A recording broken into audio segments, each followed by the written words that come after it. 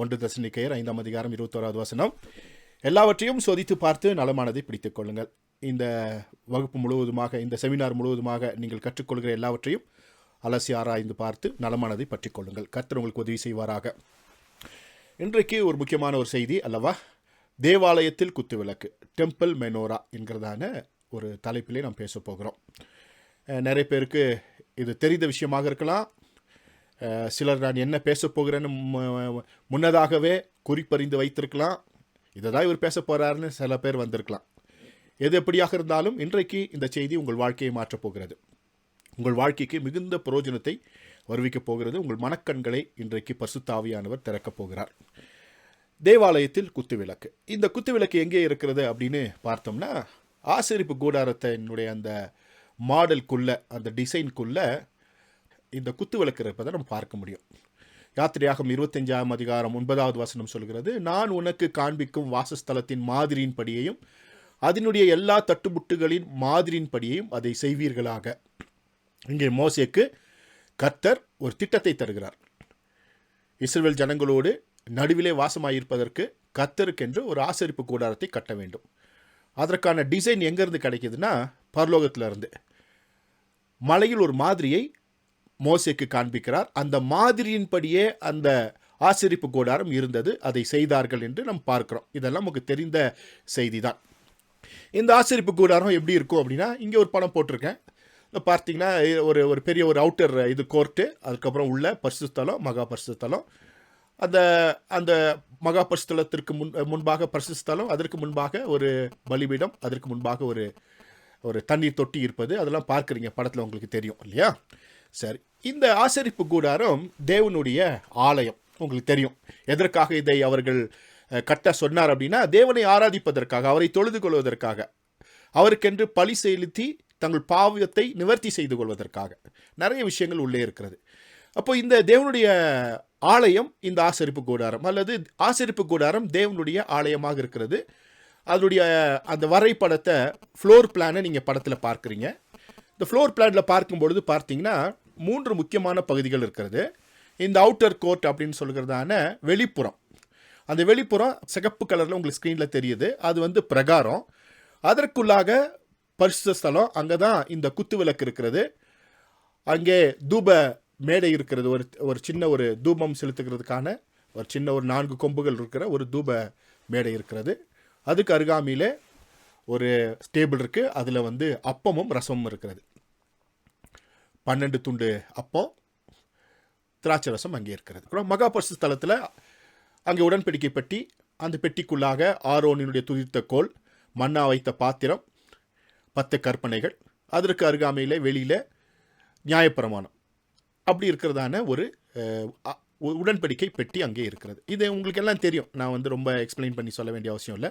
இதுதான் floor plan. பிரகாரம், பரிசுத்தலம், மகா பரிசுத்தலம், ஆசரிப்பு கூடாரம், தேவனுடைய ஆலயம். இந்த டிசைனில் தான் அது இருக்குது. சரி, இந்த ஆசரிப்பு கூடாரம் மனிதனை அடையாளப்படுத்துகிறது. அடுத்து நீங்கள் தெரிஞ்சுக்க வேண்டியது என்னென்னா, இந்த ஆசரிப்பு கூடாரம் மனிதனை அடையாளப்படுத்துகிறது. எப்படி ஒரு மனிதனுக்குள்ளாக ஆவி, ஆத்மா, சரீரம் இருக்கிறதோ, அதே போல் இந்த ஆசரிப்பு கூடாரம் பிரகாரம், பரிசுத்தலம், மகா பரிசுத்தலம் என்று 3 பிரிவுகளாக இருக்கும். ஏனென்றால் தேவனுடைய எந்த படைப்பாக இருந்தாலும் அவரை பிரதிபலிக்கிறது இல்லையா? பரலோகத்தில் ஒரு டிசைன் வச்சுருக்காரு. அந்த டிசைன் படி தான் பூலோகத்தில் கட்டினாங்க. அந்த டிசைன் மனுஷனை பிரதிபலிக்கிறது. ஏன்னா மனிதன் தேவனுடைய சாயலாக, தேவனுடைய ரூபமாக இருக்கிறான். அவனுக்காக, அவனை அடையாளப்படுத்துவதற்காக, அவனுக்கான ரட்சிப்பின் திட்டத்திற்காக பழைய ஏற்பாட்டில் தேவன் ஒரு ஆசரிப்பு கூடாரத்தை கட்ட சொல்கிறார். அது 3 பகுதிகளாக இருக்கிறது. எப்படி மனிதன் ஆவி, ஆத்மா, சரீரம் உடையவனாக இருக்கிறானோ, அதே போல ஆசரிப்பு கூடாரமும் பிரகாரம், பரிசுத்தலம், மகா பரிசுத்தலம் 3 பகுதிகளை உள்ளடக்கியதாக இருக்கிறது. அடுத்து ஆசரிப்பு கூடாரம் கிறிஸ்துவின் சிலுவையை அடையாளப்படுத்துகிறது. உள்ளே இருக்கிற பொருட்களை நீங்கள் பார்த்தீங்கன்னா உங்களுக்கு தெரியும். அதாவது பிரகாரத்தில் ஒரு பலிபீடமும், அதற்கப்புறம் ஒரு தண்ணீர் தொட்டியும், அதற்கப்புறம் உள்ளே போனால் பரிசுத்த தலத்தில் ஒரு பக்கம் குத்துவிளக்கு, இடையில் அந்த தூபத்தை செலுத்தக்கூடியதான அந்த மேடை, அதற்கப்புறம் பார்த்தீங்கன்னா அப்பம் வைக்கிற மேஜை இருக்கிறது. அதற்கு மேலே டாப்பில் பார்த்தீங்கன்னா உடன்படிக்கை பெட்டி. இப்படி தான் அந்த டிசைன் இருக்குது. பார்க்கும் பொழுது சிலுவையின் அடையாளம். மேலேருந்து நம்ம பார்த்தோம்னா ஏரியல் வியூ அப்படின்னு சொல்லுவோம் இல்லையா, அந்த ஏரியல் வியூவில் பார்த்தா சிலுவையை அடையாளப்படுத்துகிறது. இந்த ஆசரிப்பு கூடாரம் அது தேவனுடைய ஆலயம். அதோடு மாத்திரமல்ல, அது மனிதனுக்கு அடையாளமாக இருக்கிறது, மனிதனை பிரதிபலிக்கிறது. அதோடு மாத்திரமல்ல, அதற்குள்ளாக கிறிஸ்துவின் சிலுவை இருக்கிறது. அப்படின்றால் ரட்சிப்பின் திட்டம் அங்கே இருக்கிறது. மனுக்குலத்திற்கான ரட்சிப்பின் திட்டம் சிலுவை அங்கே இருக்கிறது என்பதை நாம் பார்க்க முடியும். நாம் இன்றைக்கு இவைகளெல்லாம் பார்க்க போகிறதில்ல, குத்துவிளக்கை தான் பார்க்க போகிறோம். அதற்கான அறிமுகமாக நம்ம இதை பார்க்கிறோம். ஒரு இன்ட்ரோடக்ஷன் தான் இதெல்லாம், சரியா? ஸோ இது சிலுவையின் அடையாளப்படுத்துகிறது. கிறிஸ்துவினுடைய சிலுவையை இந்த ஆசரிப்பு கூடாரத்திற்கு உள்ளாக இருக்கிறதான பொருட்கள், வெளியே இருக்கிறதான பொருட்கள் நமக்கு அடையாளப்படுத்துகிறது. ஓகே, இங்கே பார்த்தீங்கன்னா இந்த சிலுவையின் அடையாளம் என்ன அப்படின்றத சும்மா புரியும்படியாக இந்த காலகட்டங்களில் நாம் கிறிஸ்தவர்களாக இருக்கிறபடினாலே, அவருடைய பிள்ளைகளாக இருக்கிறபடினாலே, ரத்தத்தால் மீட்கப்பட்டவர்களாக இருக்கிறபடினாலே நாம் தெரிந்து கொள்வதற்காக ரொம்ப சிம்பிளாக சொல்லித்தரேன். கீழே இருக்கிற அந்த பலிபீடம் இருக்கிறதே, உள்ளே வந்ததுமே இல்லையா, அந்த பிரகாரத்தில் இருக்கிறதான பலிபீடம் இருக்கிறது, அது ரட்சிப்புக்கு அடையாளமாக இருக்கிறது. அங்கெல்லாம் தகனிக்கப்பட்டு ஒரு மனிதன் வேறு பிரிக்கப்படுகிறான். வேறு பிரிக்கப்பட்ட அனுபவம் ரட்சிப்புக்கு அடையாளமாக இந்த பலிபீடம் இருக்கிறது. ரட்சிக்கப்பட்டு அவர்கள் ஞானஸ்தானம் எடுத்தார்கள். அதுதான் அந்த தண்ணீர் தொட்டி, தண்ணீர் கடல் அப்படின்னு சொல்கிறாங்க இல்லையா, தண்ணீர் தொட்டி, அது ஞானஸ்தானத்திற்கு அடையாளமாக இருக்கிறது. ஸோ முதல்ல ரட்சிக்கப்பட்டவர்கள் ஞானஸ்தானம் எடுக்கிறார்கள். எடுத்த உடனேயே அவர்கள் தேவனுடைய சன்னிதானத்துக்கு உள்ளே வருகிறார்கள். எப்படி அப்படின்னா, தேவனோடு கிறிஸ்துவின் ஐக்கியத்தை நாம் நிலைப்படுத்துவதற்கு அப்பம் பிட்கிறோம், அதாவது கம்யூனியன். அப்பமும் திராட்சை ரசமும், அதுதான் பரிசுத்த ஸ்தலத்தில், மகா பரிசுத்தலுக்கு முன்னால் இருக்கிறதான பரிசுத்த ஸ்தலத்தில் ஒரு மேஜையில் 12 அப்பங்களும் கந்தவர்க்கமிட்ட திராட்சை ரசமும் இருக்கும். அற்பம் பிக்குதல், நமக்கு அது அற்பம் பிக்குதலுக்கு அடையாளமாக இருக்கிறது. பழைய ஏற்பாட்டு விஷயங்களை படிச்சிருப்பீங்க, அதை நான் சொல்ல வரல, அது உங்களுக்கு நல்லா தெரியும். புதிய ஏற்பாட்டிலிருந்து நம்ம பார்க்குறோம், இது சிலுவையின் அடையாளமாக இருக்கிறபடினாலே பார்க்குறோம். ஒரு பக்கம் உள்ளே வந்ததுமே ரட்சிப்பு அடைந்து ஞானஸ்தானம் பெற்று சபைக்குள்ளே வந்த உடனேயே அற்பம் பிக்கிறோம். இது தேவனோடு இருக்கிற ஐக்கியத்தை குறிக்கிறது. அவருடைய ரத்தத்துக்கு அடையாளமாக இருக்கிற திராட்சை ரசம், அவருடைய சரீரத்திற்கு அடையாளமாக இருக்கிற அப்பத்தை நாம் உண்டு அவரோடு நம்ம ஐக்கியத்தை வைக்கிறோம். நாம் தேவ பிள்ளைகளாய் மாறுகிறோம். அந்த ஐக்கியம் தான் நம்மை பரலோகம் வரைக்கும் நடத்தப் போகிறது. அடுத்தது அந்த பக்கம் குத்து விளக்கு இருக்கிறது, அது வேத தியானம்.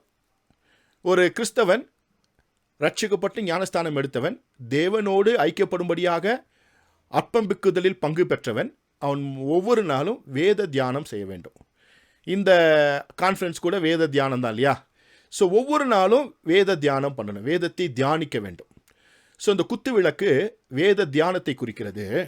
அடுத்து இடையில் இருக்கிறதான அந்த தூபத்திற்கான அந்த மேடை என்னன்னா துதி ஸ்தோத்திர ஜபம். கந்த வர்க்கங்கள் அடங்கிய அந்த தூபம் எதற்கு அடையாளமாக இருக்கிறதுனா துதி ஸ்தோத்திர ஜபம். ஒவ்வொரு கிறிஸ்தவனும் துதி ஸ்தோத்திர ஜபத்தை ஏறெடுக்க வேண்டும். அப்படி ஏறெடுத்தால் பரலோக தொடர்பை நிரந்தரமாக வைத்துக்கொள்ள முடியும். இந்த உலகத்திலும் சரி, இந்த உலக வாழ்க்கையை முடித்தாலும் சரி, நாம் தொடர்ந்து பரலோகத்தோடு இணைக்கப்பட்டிருப்போம். இதுதான் இந்த ஆசரிப்பு கூடாரத்தினுடைய உள்ளே இருக்கிறதான சிலுவை வடிவத்தினுடைய அடையாளம், அதனுடைய அர்த்தங்கள் இதுதான். ஸோ இந்த ஆசரிப்பு கூடாரம் ஒரு மனிதனை குறிக்கிறது, அது ரட்சிப்பின் திட்டத்தை உள்ளே வைத்திருக்கிறது. ஸோ நமக்கு இது ஒரு என்ன திருஷ்டாந்தமாக தேவன் வேதாகமத்திலே வைத்திருக்கிறார். ரட்சிப்பு, ஞானஸ்தானம், அற்பபிக்குதல், வேத தியானம், துதி ஸ்தோத்திர ஜெபம், அதோடு மாத்திரமல்ல பரிசுத்த வாழ்க்கையின் மூலமாக பரலோக தொடர்பு. ஸோ அந்த மகா பரிசுத்த ஸ்தலத்தில் பரிசுத்தம் இல்லாமல் ஒருவனும் போக முடியாது. அது துதி ஸ்தோத்திர ஜெபத்தோடு தான் தன்னை ஒருவன் சுத்திகரித்து கொண்டு மகா பரிசுத்த ஸ்தலத்தோடு அவன் என்ன பண்ணும், தொடர்பு கொள்ள முடியும். அந்த தொடர்பு பரலோக தொடர்புக்கு அடையாளமாக இருக்கிறது. இப்போ உங்களுக்கு புரிஞ்சிருக்கும், ஆசரிப்பு கூடாரம் சிலுவையை அடையாளப்படுத்துகிறது, கிறிஸ்துவின் சிலுவையை அடையாளப்படுத்துகிறது. வெறும் சிலுவையை அல்ல, கிறிஸ்துவின் சிலுவையை, மீட்பின் திட்டத்தை நமக்கு அடையாளப்படுத்துகிறது. இப்படி அற்புதமான ஒன்றுதான் இந்த ஆசரிப்பு கூடாரம். மீட்பின் திட்டம், மனிதனுக்கான மீட்பின் திட்டம் தான் இந்த ஆசரிப்பு கூடாரம். இப்போ இதில் நம்ம ஒன்றை மாத்திரம் தான் பார்க்க போகிறோம். வேத தியானம் போட்டிருக்கு இல்லையா, ஆசரிப்பு கூடாரத்துக்குள்ளே இருக்கிறதான அந்த பரிசுத்த தலத்தை வெளிச்சமாக்குகிறதான அந்த குத்து விளக்கு, வெளிச்சம் தருகிற 7 அகல்கள் உள்ள குத்து விளக்கை மாத்திரம்தான் இன்றைக்கு பார்க்க போகிறோம். ஒவ்வொன்றையும் பார்ப்பதற்கு நமக்கு நேரம் இல்லை. ஸோ இன்றைய நாளுக்குரிய முக்கியமான பகுதி வேத தியானம் என்று சொல்கிறதான குத்து விளக்கு. இங்கே ஒரு படத்தை பார்க்குறீங்க. ஆசரிப்பு கூடாரத்தினுடைய அந்த மகா பரிசுத்தலம், மகா பரிசுத்தலம் ரெண்டையும் பார்க்குறீங்க. பரிசுத்தலத்தில் நான் சொன்ன வண்ணமாக ஒரு பக்கம் குத்து விளக்கு, அந்த பக்கம் அப்பம் வைக்கிற மேஜை, அந்த பக்கம் தூப பீடம் இருக்கிறது. இந்த கூடாரத்திற்குள்ள வெளிச்சம் எதுதான் அப்படின்னா இந்த குத்து விளக்கு தான். இந்த இடத்த அப்படியே பார்த்துக்கிட்டிங்கன்னா ஒரு மனிதனுக்குள்ளாக இருக்கிறதான ஆவி ஆத்மா அப்படின்னு மனதில் வைத்துக் கொள்ளுங்க. இந்த இடம் இருக்கு இல்லையா, பிரகாரம் சரீரம், உள்ளே இருக்கிறதான இந்த பரிசுத்தலமும் மகா பரிசுத்தலமும் ஆவி ஆத்மா. நடுவில் இருக்கிற அந்த குத்து விளக்கெல்லாம் இருக்குல்ல, அது ஆத்துமா அப்படின்னு மனதில் வைத்துக் கொள்ளுங்க. ஆத்துமாவிற்கு வெளிச்சம் தேவை, ஆத்துமாவிற்கு உணவு தேவை. சரீரத்திற்கு எப்படி உணவும் வெளிச்சமும் தேவையோ அதே போல ஆத்துமாவுக்கு உணவும் வெளிச்சமும் தேவை. ஸோ நம்ம இந்த உலகத்தில் வாழணும்னா வெளிச்சம் ரொம்ப ரொம்ப அவசியம். அதோடு மாத்திரமல்ல, உணவு ரொம்ப ரொம்ப அவசியம். தண்ணீரும் அப்பமும் மிக மிக அவசியம். அதே போல் ஆத்மாவிற்கு அப்பமும் ரசமும் வெளிச்சமும் தேவை. ஸோ ஆத்மாவிற்கான உணவு என்ன? ஆண்டவராக இயேசு கிறிஸ்து நமக்காக சிந்தின அந்த இரத்தமும், நமக்காக கிழிக்கப்பட்ட அவருடைய சரீரமும், அதற்கு அடையாளமாக இருக்கிறதான அப்பமும் திராட்சை ரசமும். இயேசு கிறிஸ்து நமக்காக இரத்தம் சிந்தி அவர் மரித்து உயிர் தெழுந்திருக்கிறார். அவருடைய சரீரம் கிழிக்கப்பட்டிருக்கிறது நமக்காக. அதை நாம் அடையாளப்படுத்தி அதற்கு அடையாளமாக இருக்கிறதான அப்பத்தையும் அவருடைய இரத்தத்திற்கு அடையாளமாக இருக்கிறதான திராட்சை ரசத்தையும் பருகும் பொழுது அது ஆவிக்குரிய உணவு, அது ஆத்துமாவிற்கான உணவு, ஆத்துமாவை வாழ வைக்கிறதான உணவு. அதனால தான் ஆண்டவராக இயேசு கிறிஸ்து சொன்னார், இதில் பங்கு பெறுகிறவனை தான் கடைசி நாளில் நான் எழுப்புவேன்னு சொல்லியிருக்காரு. பங்கு பெறுகிறவனோடு தான் எனக்கு உறவு உண்டு, தொடர்பு உண்டு அப்படின்னு சொல்லியிருக்காரு. இந்த கம்யூனியனில் பங்கு பெறுறவங்களுக்கு தான் என்ன இருக்குங்க? தேவ தொடர்பு உண்டு. அவர்கள் தான் இந்த உலகத்திலே ஜெயம் பெற்றவர்களாய் வாழ முடியும். இதையே நான் அழுத்தி சொல்லுகிறேன் என்று சொன்னால், இன்னைக்கு கம்யூனியனே வேண்டான்னு ஒரு கும்பல் இருக்கிறாங்க, எடுக்கக்கூடாதுன்னு நிறைய பேர் இன்னைக்கு எழும்பி இருக்கிறாங்க. கள்ளோபதேசங்கள் வந்திருக்கிறது. நான் வரும் அளவிற்கும் இதை நினைவு கூறுங்கள் என்று ஆண்டவராகிய இயேசு கிறிஸ்து நமக்கு சொல்லிக் கொடுத்திருக்கிறார். ஏனென்றால் ஆத்துமாவின் உணவு, நீங்கள் எடுக்கிற கம்யூனியன் உங்கள் ஆத்துமாவிற்கான உணவு என்பதை மறந்துவிடக்கூடாது. ஸோ ஆத்துமாவுக்கான உணவு இருக்கிறது. அதை குறித்து நம்ம டீட்டெயிலாக பார்க்க வேண்டிய அவசியம் இல்லை, அது கொஞ்சம் பின்னால் பார்க்கலாம். ஆத்துமாவுக்கான வெளிச்சம் இருந்தால் தானே நம்ம வாழ முடியும். அந்த வெளிச்சம் தான் என்னென்னா அந்த குத்து விளக்கு, வசனம் அப்படின்னு நம்ம பார்க்குறோம். சரி, இப்போ உங்களுக்கு புரிஞ்சிருக்கும், ஒரு ஆத்துமாவிற்கு வெளிச்சம் தேவை, அதற்கு உணவு தேவை. அது ஆவிக்குரிய அப்பமும் ஆவிக்குரிய ரசமும் ஆவிக்குரிய வெளிச்சமும் உள்ளே இருக்கிறது. இதுதான் ஆத்மாவை வாழ வைக்கப் போகிறது. இது மனதில் வைத்து கொண்டால் நன்றாக மற்ற காரியங்கள் உங்களுக்கு புரியும். ஸோ இப்போ உள்ளே போயிடுவோம். இந்த குத்து விளக்கு மென்னோரா என்கிறதான குத்து விளக்கு, மென்னோரா அப்படின்னு எபிரேய மொழியில் சொல்கிறோம். 7 அகல்கள் உள்ள குத்து விளக்கு. 9 அகல்கள் உள்ள குத்து விளக்கு இருக்குது, அது பேர் ஹனுக்கா. இது மென்னோரா அப்படின்னு சொல்கிறதான குத்து விளக்கு. 7 அகல்கள் உள்ள குத்து விளக்கு. இது தேவாலயத்தின் குத்து விளக்கு. இந்த குத்து விளக்கை நாம் 2 இதாக பிரித்து பார்க்க போகிறோம். 1 பரலோகத்தில் குத்து விளக்கு, 2 பூமியில் குத்து விளக்கு. 2 விஷயங்களை பார்க்க போகிறோம். சரியா?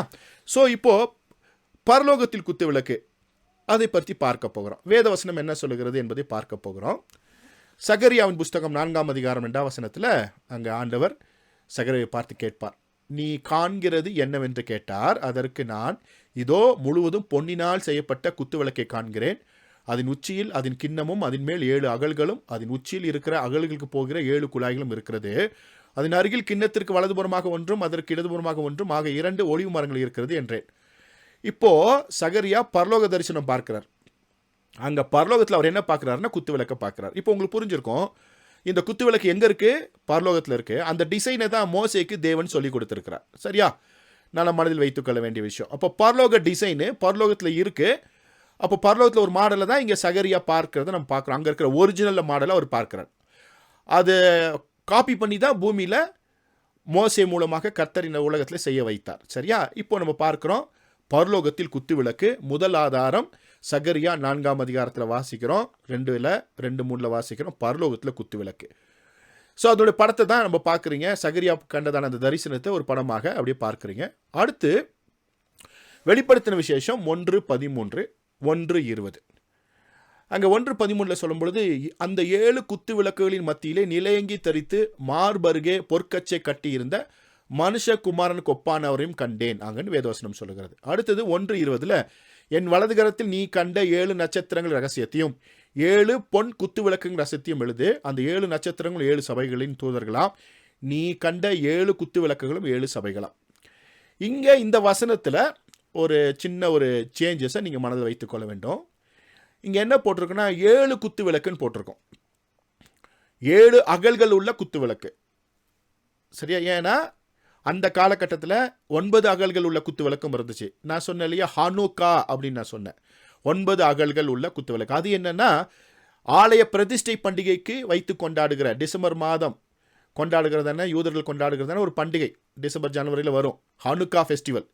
அந்த ஃபெஸ்டிவலுக்கு வைக்கிறதான 9 அகல்கள் உள்ள ஒரு குத்து விளக்கு இருந்துச்சு. அப்புறம் 7 அகல்கள் உள்ள குத்து விளக்கு. இந்த 7 அகல்கள் உள்ள குத்து விளக்கு தான் பரலோக டிசைன். அதனால இங்கே எழுதும்போது 7 குத்து விளக்குகள் அப்படின்னு போட்டாங்க. 7 அகல்கள் உள்ள குத்து விளக்கு அப்படின்னு மனசில் நீங்கள் வச்சுக்கிட்டீங்கன்னா போதும். அது ஏன் அப்படின்னு பின்னால் பார்க்கலாம்.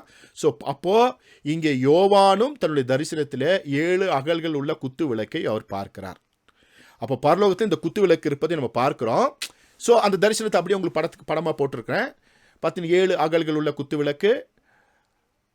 அங்கே ஒரு மனுஷகுமாரன் அவருடைய வாயில் ஒரு வார்த்தை என்கிற பட்டயம், கையில் 7 நட்சத்திரங்கள். இதுதான் அதனுடைய டிசைனு. இந்த டிசைன் அப்படியே பார்த்தீங்கன்னா 7 அகல்கள். அந்த 7 அகல்களும் ஒவ்வொரு சபை, ஒவ்வொரு அகலும் ஒவ்வொரு சபை. Laodicea, Philadelphia, Sardis, Thyatira, Pergamum, Smyrna, Ephesus. இப்போ உங்களுக்கு புரிஞ்சிருக்கும் 7 அகல்கள் உள்ள குத்து விளக்கு அப்படின்னு ஏன் போட சொன்னேன்னு உங்களுக்கு புரிஞ்சிருக்கும். இந்த 7 அகல்களும் ஒவ்வொரு அகலும் ஒவ்வொரு திருச்சபையை குறிக்கிறது. வெளிப்படுத்தின விசேஷத்தில் சொல்லப்பட்டதான 7 திருச்சபைகளை குறிக்கிறது. ஸோ அங்கே மொழியாக்கம் செய்யும் பொழுது 7 குத்து விளக்குகள் அப்படின்னு போட்டிருப்பாங்க. 7 அகல்கள் உள்ள குத்து விளக்கு. ஏன் அப்படின்னு ரீசன் சொல்லிட்டேன். அந்த காலகட்டத்தில் 9 அகல்கள் உள்ள குத்து விளக்கு இருந்தது. 7 அகல்கள் உள்ள குத்து விளக்குன்னு எழுதி வச்சிட்டிங்கன்னா உங்களுக்கு புரியுறது ஈஸியாக இருக்கும்.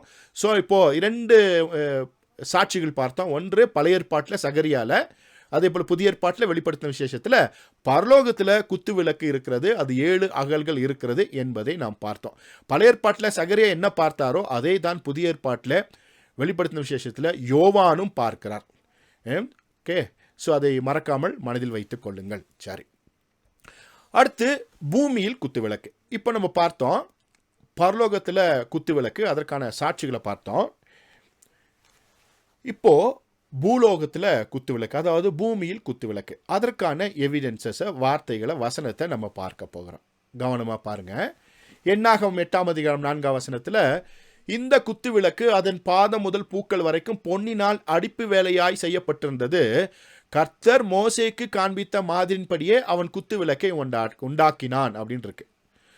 So according unto the pattern which the Lord has showed Moses, so he made the candlestickன்னு இங்கிலீஷில் இருக்கு. ஸோ மோசேக்கு கர்த்தர் என்ன காண்பித்தாரோ, என்ன மாதிரி காண்பித்தாரோ அதன்படியே ஒரு குத்து விளக்கை செய்து வைத்தார்கள். அது எங்கே இருந்தது? பூலோகத்தில் தேவாலயத்திற்குள்ளாக, அதாவது ஆசரிப்பு கூடாரத்திற்குள்ளாக பரிசுத்த தலத்திலே அந்த குத்து விளக்கு இருந்தது. அந்த மாடலை நீங்கள் படத்தில் நீங்கள் பார்க்குறீங்க. சரி, அப்போது இந்த குத்து விளக்கு பூலோகத்தில் ஒரு மாதிரி, பரலோகத்தின் மாதிரியாக செய்யப்பட்டிருக்கிறது. அதோடைய காப்பி, ஒரிஜினல் எங்கே இருக்குது? பரலோகத்தில் இருக்குது. அதோடைய காப்பி எங்கே இருக்குன்னா தேவாலயத்துக்குள்ள ஆசரிப்பு கூடாரத்தில் அங்கே ஒளியை தந்து கொண்டிருக்கிறது. சரி, இப்போது நம்ம பார்த்தோம், ஒரு சாட்சி பார்த்தோம். மோசேயினுடைய அந்த ஆசரிப்பு கூடாரத்தில் கர்த்தர் சொன்ன மாதிரி செய்துதான் அந்த ஆசரிப்பு கூடாரத்தில் ஒளி தருவதற்கு குத்து விளக்கு இருந்தது. அது பரலோகத்தின் மாதிரி. அப்போ பூலோகத்தில் ஒரு குத்து விளக்கு. அப்போ 2 விஷயத்தை பார்த்தோம். பரலோகத்தில் குத்து விளக்கு, பூமியில் குத்து விளக்கு. அதற்கான வசன ஆதாரங்களை நம்ம பார்த்தோம். அடுத்து மெனோரா அண்ட் தி பைபிள், குத்து விளக்கும் வேதாகமம் என்கிறதான அந்த தலைப்பிலே நாம் சின்ன விஷயங்களை பார்ப்போம். இந்த குத்து விளக்கு என்ன என்பதை தான் பார்த்து கடைசியில் முக்கியமான விஷயங்கள் நாம் பேசி நாம் முடிவு செய்ய போகிறோம். யாத்திரையாகம் 25ஆம் அதிகாரம் 31வது வசனத்திலிருந்து அப்படியே நீங்கள் வாசித்தீங்கன்னா இந்த குத்து விளக்கோட டிசைனை பற்றி ஆண்டவர் ஒரு டிஸ்கிரிப்ஷன் கொடுத்துருப்பாரு. மோசே அதை எழுதி வைத்திருப்பார். இந்த டிஸ்கிரிப்ஷன் ரொம்ப ரொம்ப முக்கியம். இதை நான் வாசிக்க விரும்பலை, நீங்கள் வீட்டில் வாசித்து கொள்ளுங்க. இந்த டிஸ்கிரிப்ஷன் பார்த்தீங்கன்னா இங்கே ஒரு படம் போட்டிருக்கேன், ஒரு குத்து விளக்கு. அதே போல் வாதுமை மரம், அதாவது பாதாம் மரம். இந்த பாதாம் மரத்தில் இருக்கிற பூவு, மொக்கு, அப்புறம் அந்த பழம்னா அந்த கொட்டைக்கு மேலே இருக்கிறதான அந்த இதோட என்னது அந்த ஃப்ரூட்டோட. சரியா? இந்த டிசைனை வச்சு தான் இந்த குத்து விளக்கில் என்ன பண்ணியிருக்காங்க, டிசைன் பண்ணியிருக்காங்க. வாதுமை மரம், வாதுமை கொட்டை, வாதுமை பூ அப்படிலாம் போட்டிருக்கோம். சரியா? ஸோ இங்கே படத்தில் போட்டிருக்கேன், பார்த்துக்கொள்ளுங்க. இந்த வாதுமை பூவோட டிசைன் தான் இது ஃபுல்லாக இருந்திருக்கு. அந்த வாதுமை பூ இப்படி இருக்குன்னு நீங்கள் பார்த்தீங்கன்னா உங்களுக்கு தெரியும். சரியா? ஸோ இந்த டிசைனை அப்படியே நான் வாசித்தோம் இல்லையா, அந்த வசனத்தின் மூலமாக, அதாவது முந்தின வசனங்கள் வாசித்தோம் இல்லையா, யாத்திரையாகம் 25-31 வாசித்திருப்பீங்க நீங்கள் வீட்டில். 31லேருந்து ஒரு 35 வரைக்கும் இருக்கிற வசனங்களை வாசித்து பார்த்தீங்கன்னா ஒரு டிஸ்கிரிப்ஷன் இருக்குது எப்படியெல்லாம் செய்யணும்னு. அதை நான் என்ன பண்ணியிருக்கேன், ஈஸியாக உங்களுக்காக ஒரு டிஸ்கிரிப்ஷன் போட்டிருக்கேன். என்ன பண்ணியிருக்கேன், ஒரு அப்ஸ்ட்ராக்ட் போட்டிருக்கேன். என்ன இருக்குன்னா, அதில் 22 வாதுமை பூக்கள் இருக்குது, 27 பூக்களிடையே இணைப்புகள் இருக்கிறது, 7 விளக்குகள் இருக்கிறது. அந்த விளக்கு திரி எண்ணெய் 3x7 21 பகுதிகள் இருக்கிறது. அந்த விளக்கில் மாத்திரம் 21 இணைப்பு பகுதி பொருட்கள் பூக்களிடையே இருக்குது. ஒவ்வொரு பூக்கு நடுவுலையும் இணைப்பு பகுதி இருக்குது, அது ஒரு 21 இருக்குது. 22 மொக்கு பழம் பூ இருக்கிறது, 3x22 66 இருக்குது. சரியா? அதே போல் 66 பூ பகுதிகள், 12 நடுத்தண்டில் இருக்குது, ப்ளஸ் இடதுபுற தண்டில் ஒரு 27, அது 39, அப்புறம் வலதுபுறத்தில் 27, அப்போ 66 இருக்குது. சரியா? அதே போல் 27 பூக்களுக்கும் 6 விளக்குகளுக்கும் இடையே இணைப்புகள் ஒரு 27 இருக்குது. 3 8 + 3 27 இருக்குது. அதே போல் 50 பூக்களும் இணைப்பு பகுதிகளும் 7 விளக்கின் இடையே 22 + 28. அப்படியே பார்த்தீங்கன்னா உங்களுக்கு என்ன இருக்குன்னா 50, 7x7 49 + 1, இப்படி 50 இருக்கும். சும்மா அந்த இணைப்புகளை மாத்திரம் உங்களுக்கு போட்டிருக்கேன். சரியா? 22 வாதுமை பூக்கள், 27 பூக்களின் இணைப்புகள், 7 விளக்குகள், அதில் திரி விளக்கு திரி எண்ணெய்னா 21 இணைப்பு பகுதிகள் அந்த பூக்களிடையே மாத்திரம், 22 மொக்கு பூ பழம் இருக்குது, 3x22 66 பகுதிகள் இருக்குது. ஸோ இப்படி பார்த்தீங்கன்னா இதை அப்படியே பார்த்து வைத்துக்கொள்ளுங்க. ஏன் இப்படி ஆண்டவர் இதை டிசைன் பண்ணார் அப்படின்னா அதற்கு முக்கியமான ஒரு நோக்கம் இருக்கிறது. ஆண்டவர் சர்வ வல்லவர் இல்லையா? எப்படி பண்ணியிருக்காருன்னு பார்த்தீங்கன்னா இங்கே உங்களுக்கு புரிஞ்சிடும். இந்த குத்து விளக்கில் அந்த பகுதியில் மேலே போட்டிருக்கேன் பார்த்தீங்கன்னா, அந்த ஒவ்வொரு தண்டுலேயும் 3 இது இருக்குது பாருங்கள், மொக்கு பூவு பழம் அப்படின்னு இருக்கும் இல்லையா. ஒவ்வொரு தண்டுலையும் பார்த்தீங்கன்னா உங்கள் ரைட் ஹேண்ட் சைடு தண்டில் பார்த்தீங்கன்னா 3 9 இருக்கும் இல்லையா. 3 3 6 அப்புறம் ஒரு 9. அப்படியே கவனித்து பார்த்தீங்கன்னா மேலே 3x3x3 = 27, அந்த பக்கம் 3x3x3 = 27 ப்ளஸ் நடுத்தண்டில் ஒரு 12 39 இருக்கும்.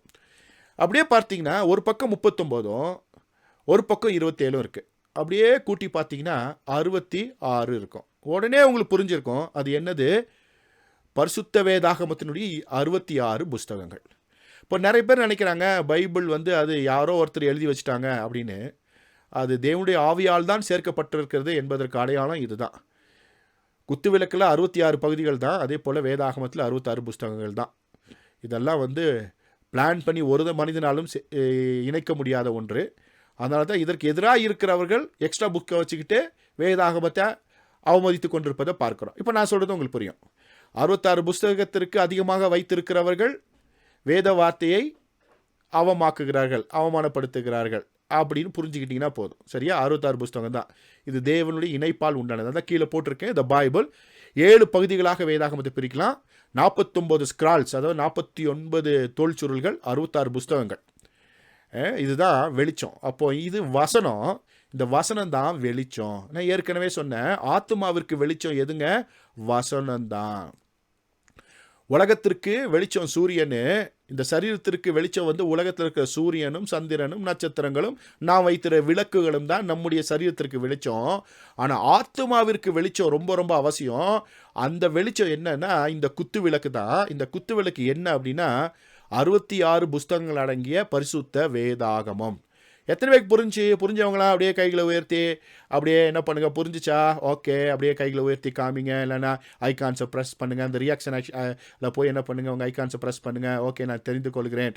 ஓகே, இப்போ நம்ம பார்க்குறோம், இது வேதாகமத்தை குறிக்கிறது, வேத வசனத்தை குறிக்கிறது, வேதாகமத்தின் புஸ்தகத்தை குறிக்கிறது அப்படின்னு பார்த்தோம். நிறைய விஷயங்கள் இருக்கிறது. இன்றைக்கு இது மாத்திரம் தெரிஞ்சால் போதும்.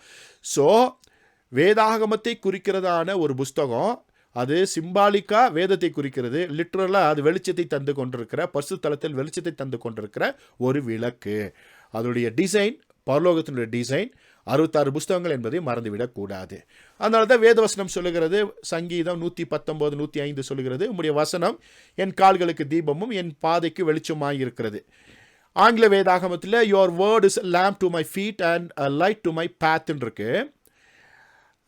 தமிழ் இங்கிலீஷ்லையும் வித்தியாசம் பார்த்தீங்கன்னா, தமிழில் வந்து வசனம்னு போட்டிருப்பாங்க, இங்கிலீஷில் வந்து வேர்டுன்னு போட்டிருப்பாங்க, வார்த்தை.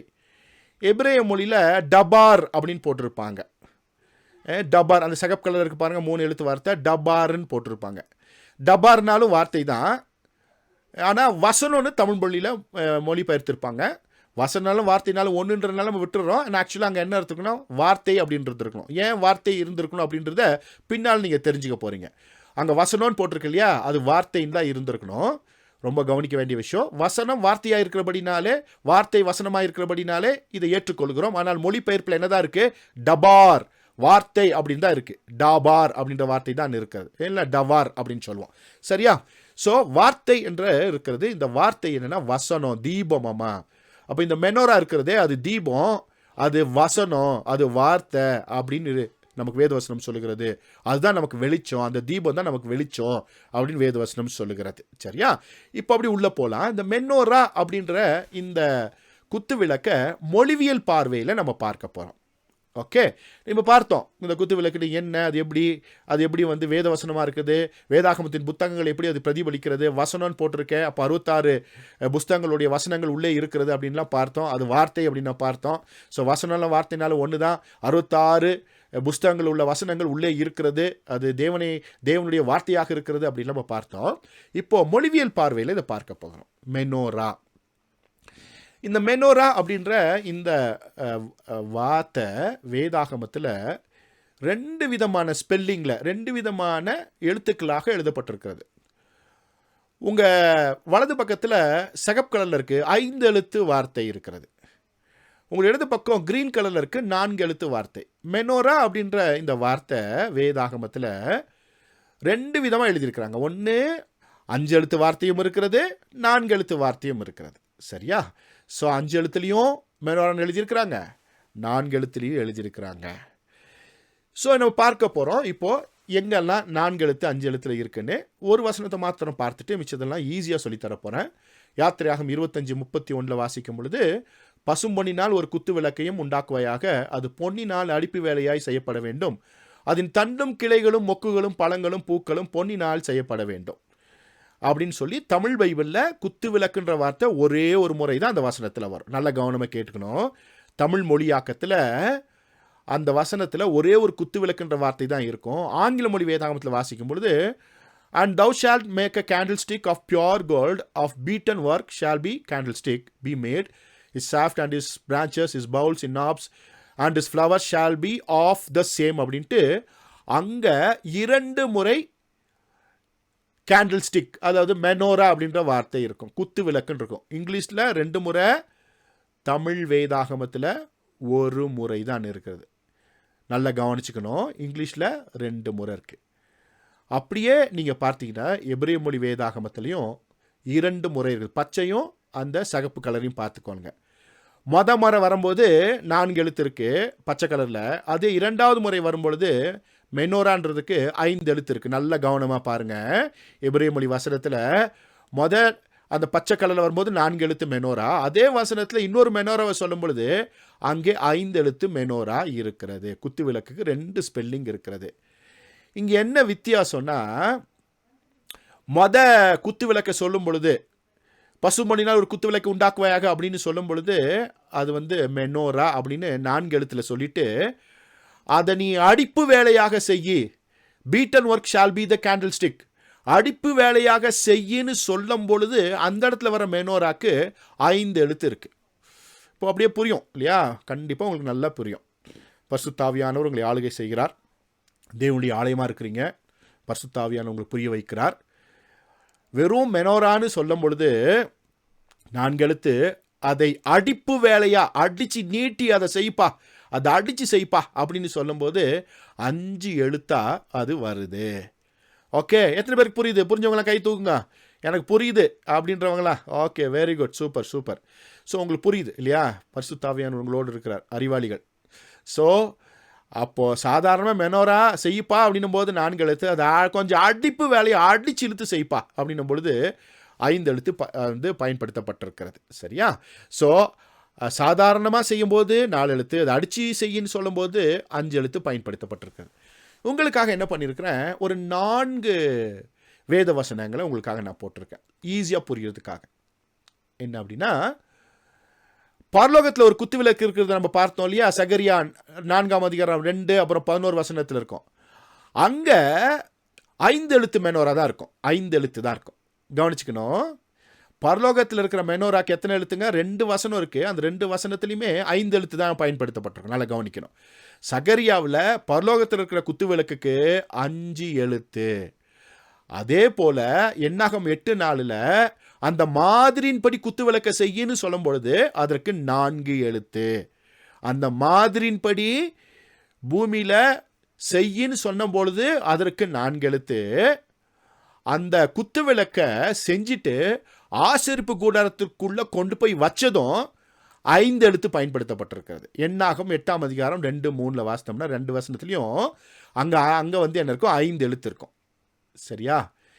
எப்படிங்க, பரலோகத்தில் இருக்கிற குத்து விளக்குக்கு 5 எழுத்து, அது மாதிரின்படி செய்யும் பொழுது 4 எழுத்து, செஞ்சு முடிச்சதுக்கப்புறம் அதை தேவாலயத்தில் கொண்டு போய் பரிசுத்த தலத்தில் வச்சதுக்கப்புறம் அதற்கு 5 எழுத்து. அதற்கப்புறம் எரேமியாவில் பார்க்கும் பொழுது அந்த தேவாலயம் சூறையாக்கப்பட்டு உள்ள இருக்க குத்து விளக்கை வெளியே கொண்டு வந்துட்டாங்க. வெளியே கொண்டு வந்தால் 4 எழுத்து பயன்படுத்தப்பட்டிருக்கிறது. சரியா? மறுபடியும் சொல்கிறேன், பரலோகத்தில் இருக்கிற குத்து விளக்குக்கு 5 எழுத்து, அதன் மாதிரின்படியாக அதை செய்யும் பொழுது 4 எழுத்து, அடிப்பு வேலையாக செய்யப்பாடும் பொழுது 5 எழுத்து, செஞ்சு முடிச்ச அந்த மெனோராவை குத்து விளக்க தேவாலயத்துக்குள்ளே கொண்டு வச்சுட்டா அது 5 எழுத்து. தேவாலயம் இடிக்கப்பட்டு அந்த குத்து விளக்கை வெளியே கொண்டு வந்தது என்ன ஆயிடுச்சுன்னா 4 எழுத்து பயன்படுத்தப்பட்டிருக்கிறது. ரொம்ப கவனிக்க வேண்டிய ஒரு விஷயம், ரொம்ப கவனிக்க வேண்டிய ஒரு விஷயம். பரலோகத்தில் இருக்கிற குத்து விளக்குக்கு 5 எழுத்துக்கள், அந்த மாதிரின்படி செய்யப்பட்ட குத்து விளக்குக்கு 4 எழுத்துக்கள், அந்த குத்துவிளக்கு ஆசரிப்பு கூடாரத்திற்குள் இருந்தால் 5 எழுத்துக்கள், வெளியே கொண்டு வரப்பட்டால் 4 எழுத்துக்கள். ரொம்ப கவனமாக நீங்கள் தெரிஞ்சுக்கிறோம். இப்போ அந்த 5 எழுத்துக்கள் உள்ள மெனோரா இருக்குது, அது அசல், அது பரலோகத்தில் இருக்க டிசைன், பரலோகத்தில் இருக்கிறது. அதுக்கு அது என்ன இருக்குது, 5. அதே போல் தேவாலயத்துக்குள்ளே கொண்டு போய் வச்சுட்டா 5 எழுத்து, அது அசலாயிருது. அதாவது பரிசுத்த தலத்தில் கொண்டு போய் வச்சுட்டா அது அசலாயிருது, அதுக்கு 5 எழுத்து. வெளியே இருந்தால் அதுக்கு 4 எழுத்து. வெளியே செய்யும் பொழுது டிசைன் பண்ணும்போது 4 எழுத்து, அடிப்பு வேலையை செய்யும் பொழுது மாத்திரம் அது 5 எழுத்தாக மாறுது. ஸோ உள்ளே இருந்தால் 5 எழுத்து, வெளியே வந்தால் 4 எழுத்து. அது பரலோகமாக இருந்தாலும் சரி, தேவாலயமாக இருந்தாலும் சரி, உள்ளே இருந்தால் 5 எழுத்து, வெளியே வந்தால் 4 எழுத்து. அசலுக்கு 5 எழுத்துக்கள், நகருக்கு 4 எழுத்துக்கள், அந்த மாதிரிக்கு 4 எழுத்துக்கள். சரியா? ஸோ பரலோகத்தில் இருக்க அந்த டிசைனுக்கு 5 எழுத்து, அதன் மாதிரி வெளியே செய்யும்போது 4 எழுத்து, செஞ்சு தேவாலயத்துக்குள்ளே வச்சுட்டா அதுக்கு 5 எழுத்து, தேவாலயம் இடிக்கப்பட்டு வெளியே கொண்டு வந்துட்டா அதற்கு 4 எழுத்துக்களாக மாறுகிறது. அசல் யாருன்னா தேவன், நகல் யாருன்னா மனுஷன். நீங்கள் தேவனுடைய ரூபமாகவும் தேவனுடைய சாயலாகவும் இருக்கிறீங்க. பரலோகத்தில் குத்துவிளக்கு தேவனை குறிக்கிறது, தேவாலயத்துக்குள்ளே இருக்கிற குத்துவிளக்கு தேவனை குறிக்கிறது, வெளியே இருக்கிற குத்துவிளக்கு மனிதனை குறிக்கிறது. எத்தனை பேருக்கு புரிஞ்சவங்க மறுபடியும் கைகளை உயர்த்தி காமிங்க, கைகளை தட்டி ஆண்டவருக்கு ஒரு மகிமையை செலுத்துங்க. ஏன்னா உங்கள் ஆண்டவர், அவர் உங்களை எப்படி படைச்சிருக்காருன்னா அவருடைய சாயலாக அவருடைய ரூபமாக அவர் படைத்திருக்கிறார். அவருக்கு நாம் நன்றி செலுத்த வேண்டும் இல்லையா? ஸோ நம்ம பார்க்குறோம் இங்கே. சரி, இப்போது 5 எழுத்து வந்து பரலோகத்தில் இருக்கிற டிசைன், அது தேவனை குறிக்கிறது. 4 எழுத்து அது மனிதனை குறிக்கிறது, அது நகல் அப்படின்னு நம்ம சொல்கிறோம். இதில் ஒரிஜினல் டூப்ளிகேட் கிடையாது. சரியா? ஒரிஜினலு டூப்ளிகேட்லாம் இல்லை. நம்ம வந்து நகல், நம்ம டூப்ளிகேட் கிடையாது. டூப்ளிகேட் யாருன்னா அவன் சாத்தான். சரியா? அவன் உண்டாக்குறதெல்லாம் டூப்ளிகேட்டு. நம்ம வந்து ஒரிஜினல் பிரதிகள், அதாவது அசல்லேருந்து எடுக்கிற பிரதிகள். அதாவது நீங்கள் ஒரு ஒரிஜினல் புக் வச்சுருக்கீங்கன்னு வச்சுக்கோங்களேன், நீங்கள் வீட்டில் அதை ஜெராக்ஸ் எடுத்தீங்கன்னா அது ஒரிஜினல் காப்பி. உங்கள்கிட்ட ஒருத்தன் புக்கை திருடிட்டு போய் காப்பி எடுத்தானா அது பேர் என்னது? டூப்ளிகேட்டு. எத்தனை பேருக்கு புரிஞ்சிச்சுப்பா? நம்ம தேவ சாயலாக இருக்கிறோம், நம்ம காப்பியை தவிர டூப்ளிகேட்லாம் கிடையாது. நிறைய பேர் சொல்கிற மாதிரி அவருடைய சாயலாக நம்ம இருக்கிறோம். சரியா? ஓகே, இப்போது இந்த 5 எழுத்து அந்த குத்து விளக்கு பரலோகத்தில் இருந்து தேவாலயத்துக்குள்ளே இருக்கும்பொழுது 5 எழுத்து இருக்கு இல்லையா? இங்கே நம்ம பார்க்க போகிறோம். இந்த இடத்துல ஒரு படத்தில் இயேசு கிறிஸ்துனுடைய பெயர் எழுதப்பட்டிருக்கிறது. ஒரு எழுத்துக்கள் ஒரு பலகையில் ஒரு மரத்தில் செதுக்கப்பட்டிருக்கிறது. 4 எழுத்துக்கள் இருக்குது கீழே. யோடு, ஷீனு, வாவு, ஆயின் அப்படின்ற இயேசு கிறிஸ்துவுக்கு பயன்படுத்தப்பட்டிருக்கிற யேசுவா அப்படின்னு சொல்கிறோம் இல்லையா, வலதுபுறத்துலேருந்து இடதுபுறமாக அப்படியே பார்த்தீங்கன்னா உங்களுக்கு கிளியராக தெரியும். யோடு ஷீனு வாவு ஆயின்னு 4 எழுத்துக்கள் இருக்கிற ஒரு வார்த்தை யேசுவா, ரட்சகர், ஏசு அப்படின்னு நம்ம சொல்கிறோம் இல்லையா, ஜீசஸ், ஈஷு மசி சொல்கிறோம் இல்லையா, ஈஷுன்னு சொல்கிறோம் இல்லையா, 4 எழுத்துக்கள் பயன்படுத்தப்பட்டிருக்கிறது எபிரேய மொழியில், யோடு ஷீனு வாவு ஆயின்னு. இந்த 4 எழுத்துக்களுக்கு மேலே பார்த்தீங்கன்னா தலைகள் எவ்வளோ இருக்குன்னா 7 தலைகள் இருக்கும்.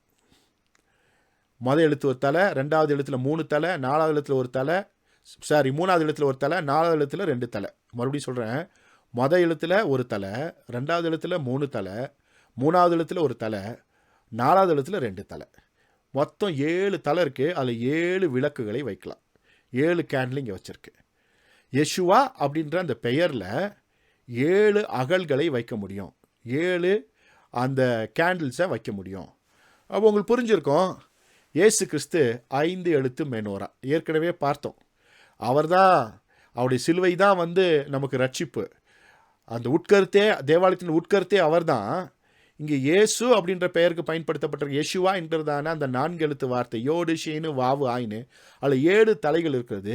இயேசு கிறிஸ்து 5 எழுத்து மெனோரா. கீழே நான் போட்டிருக்கேன் எபிரேய மொழியில் மெம்மு நூனு வாவு ரேஷு ஹே அப்படின்ற 5 எழுத்துக்கள் அங்கே இருக்குது. மெம்மு நூனு வாவு ரேஷு ஹே 5 எழுத்து இருக்கிறது. 5 எழுத்து மெனோரா யாருன்னா இயேசு கிறிஸ்து. அப்போ 4 எழுத்து மெனோரா யாரு அப்படின்னு உங்களுக்கு புரிஞ்சிருக்கோம். அதை நம்ம பார்க்க போகிறோம். ஸோ இயேசு கிறிஸ்து 5 எழுத்து மெனோரா. இயேசு கிறிஸ்து 5 எழுத்து மெனோரா. அவர் தான் தேவாலயத்துக்குள்ளே இருந்தவர், அவர் தான் பரலோகத்தில் இருக்கிறவர். ஸோ பரலோகத்திலிருந்து இறங்கினவரும் இருக்கிறவருமாகிய அவர்தான் வெளிச்சம், அவர் தான் எல்லாமே அப்படின்னு உங்களுக்கு புரியும், தெரியும். வேதவசனத்தை வாசித்திருப்பீங்க, உங்களுக்கு ஒரு வெளிச்சத்தை தரேன் நான். ஸோ மெனோரா அப்படின்னும் பொழுது நடுவில் ஒரு எழுத்து மாத்திரம் எக்ஸ்ட்ரா இருக்குது. அந்த எழுத்து ப்ளூ கலரில் போட்டிருக்கேன், வாவ் அப்படின்ற ஒரு எழுத்து. இந்த மெனோரா அப்படின்னு சொல்கிறோம் இல்லையா, அந்த மெனோராவில் 4 எழுத்து 5 எழுத்து இருக்குது. இந்த 5 எழுத்தில் பார்த்தீங்கன்னா எக்ஸ்ட்ரா எழுத்து எதுனா நடுவில் ஒரு வாவுன்ற ஒரு எழுத்து, ஒரு ப்ளூ கலரில் இருக்குது பாருங்கள், அது எபிரேய மொழியில் வாவுன்னு சொல்ல, அது மாத்திரம் தனியாக போடுறேன். வாவ் அப்படின்ற எழுத்து 6வது எழுத்து, அது மனிதனை குறிக்கிற எழுத்து. 6வது நாள் தான் தேவன் மனிதனை உண்டாக்கினார். ஸோ 6வது எழுத்து மனிதனை குறிக்கிற எழுத்து. அது பார்த்தீங்கன்னா அந்த வாவுன்ற எழுத்துக்கு ஒரு ஃபேஸு, ஒரு ஹெட்டு, ஒரு லெக், ஒரு சைடு பக்கமாக ஒரு சைடாக நின்றுட்டு இருக்கிற சைடு வைஸில் எடுத்துருக்க ஒரு ஃபோட்டோ மாதிரி நினச்சிக்கோங்க. சைட்லேருந்து எடுத்த ஃபோட்டோ மாதிரி நினச்சிக்கொள்ளுங்க. பார்த்தீங்கன்னா கால் இருக்குது, ஒரு கால் தானே இருக்கும் சைட்லேருந்து பார்த்தா. ஒரு தலைக்கு மேலே ஒரு நாட் இருக்குது, ஒரு இருக்குது, ஹெட் இருக்குது. பார்த்தீங்கன்னா பேக் ஹெட்டு பார்த்தா தெரியுது, ஃபேஸ் எல்லாம் இருக்குது. இது அப்படியே நீங்கள் நம்ம என்ன பண்ணலான்னா அப்படியே திருப்பி கையை விரிச்சோம்னா சிலுவை புரிஞ்சா. அந்த வாவை இப்படி திருப்பினோம்னா கைகளை விரித்து எப்படி இருக்கும், சிலுவை. அப்போ அந்த வாவுன்றது அப்படியே திருப்பினோம்னா சைடு வைஸில் இருக்கிறத அப்படியே ஸ்ட்ரைட்டாக நம்ம திருப்பினோம்னா சிலுவை வடிவம் வரும். ரொம்ப ஆச்சரியமாக இருக்கு இல்லையா? அதை ஏற்கனவே பார்த்தோம். சிலுவை எங்கே இருக்கிறது, ஆசரிப்பு கூடாரத்தினுடைய உள்ளே இருக்கிறத நம்ம பார்த்தோம். ஸோ இந்த சிலுவைக்கு அடையாளமாக இருக்கிற அந்த எழுத்து மெனோராக்குள்ளே இருக்குது. அதனால தான் அது இயேசுவை குறிக்கிறது அப்படின்னு நம்ம பார்க்குறோம். அது இயேசுவை குறிக்கிற எழுத்து. பரலோகத்தில் இருக்கிற அந்த மெனோரா யார், அவர் தான் அப்படின்னு பார்க்குறோம்.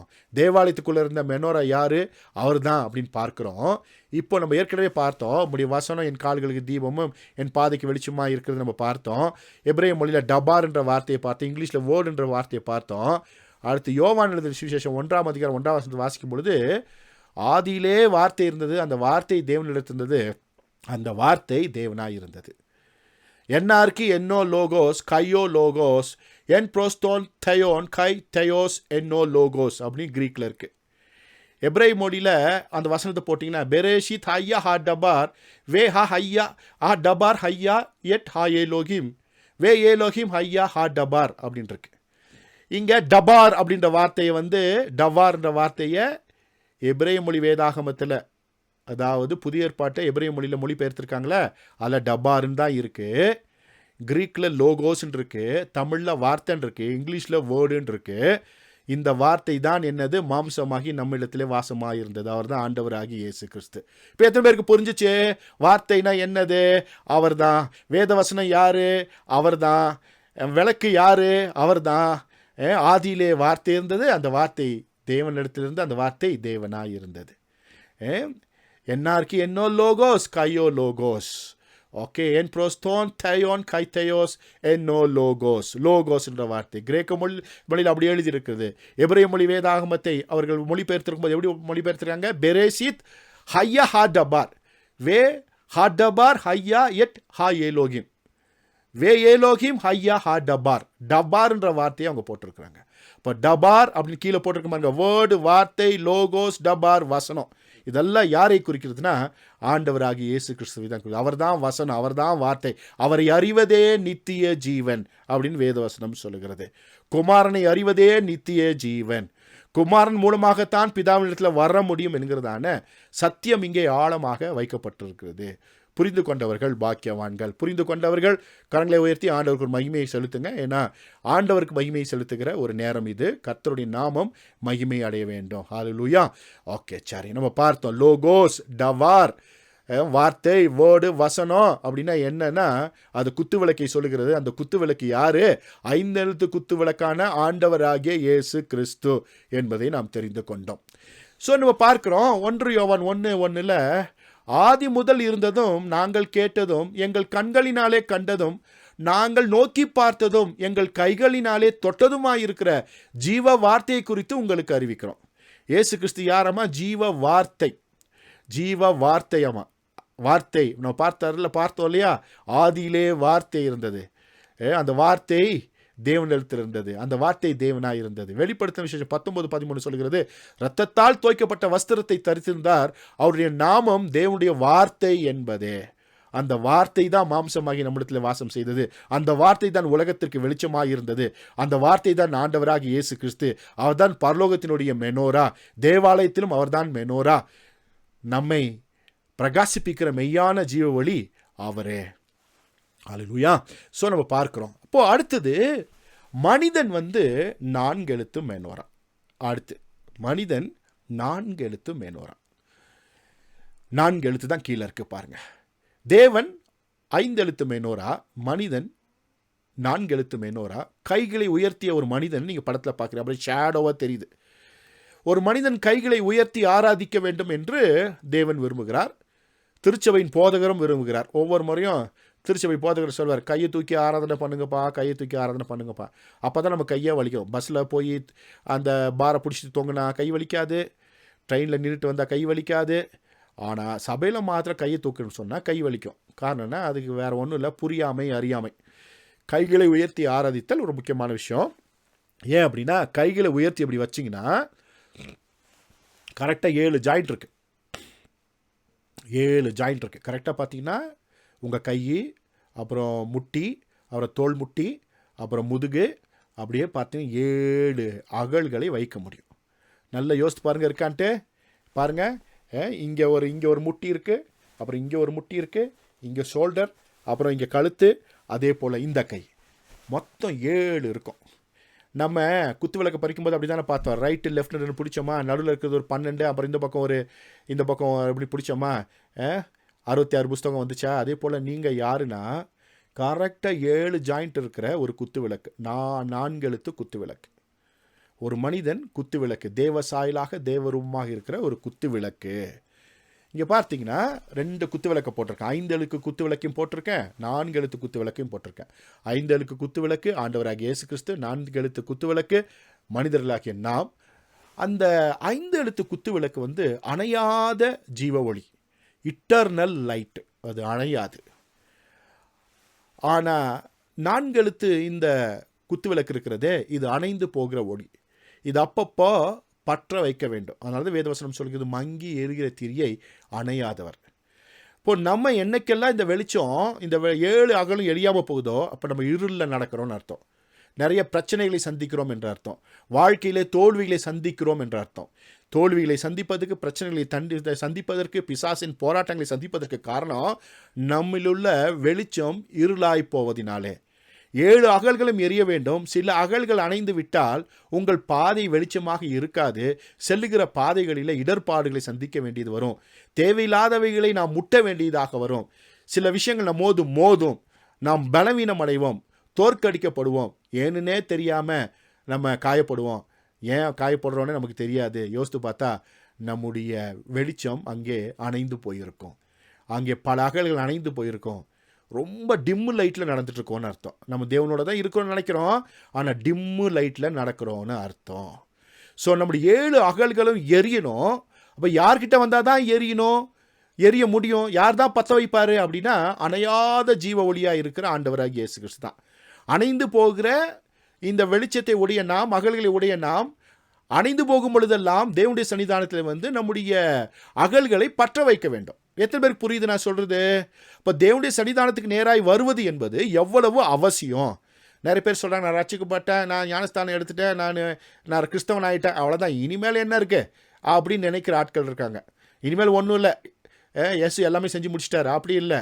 விசுவாசித்து அதன்படி நடக்கிறவர்கள் தான் பாக்கியவான்கள். கிரியை இல்லாத விசுவாசம் செத்தது. ஸோ நம்ம ரட்சிக்கப்பட்டோம், இயேசு ஏற்றுக்கொண்டோம், ஞானஸ்தானம் எடுத்தோம், அப்பமும் ரசமும் நம்ம பங்கு பெறுகிறோம், வேதவசனத்தை தியானிக்கிறோம், ஜபம்லாம் செய்கிறோம் அப்படின்னா நம்முடைய விளக்குகளை பற்ற வைத்தோமா என்பது ஒரு முக்கியமான விஷயம் இருக்கிறது. நம் விளக்குகள் எரிந்து கொண்டிருக்கிறதா? வாழ்க்கையின் தடுமாற்றங்களை தாண்டி போயிருக்கிறோமா? பிரச்சனைகளை நாம் வென்றிருக்கிறோமா என்பது ஒரு கேள்விக்குறி. அப்படி என்றால் நாம் ஜெயித்திருக்கிறோம் என்று சொன்னால் 7 அகல்களும் எரிகிறது. தடுமாற்றத்தில் இருந்தோம் என்று சொன்னால் சில அகல்கள் எரியவில்லை, சிலருக்கு அத்தனை விளக்குகளுமே அணைந்து போயிருக்கலாம். ஸோ அதை குறித்து நான் பார்த்து கொண்டிருக்கிறோம். ஸோ ஆண்டவராகிய இயேசு கிறிஸ்து அணையாத ஜீவ ஒளி. அந்த ஆசரிப்பு கூடாரத்தின் பரிசுத்த ஸ்தலத்தில் அவர் தான் வெளிச்சம். ஆசாரி அந்த வெளிச்சத்தில் தான் தேவனுக்கு ஆராதனை செய்தான், அவரை தொழுது கொண்டான்.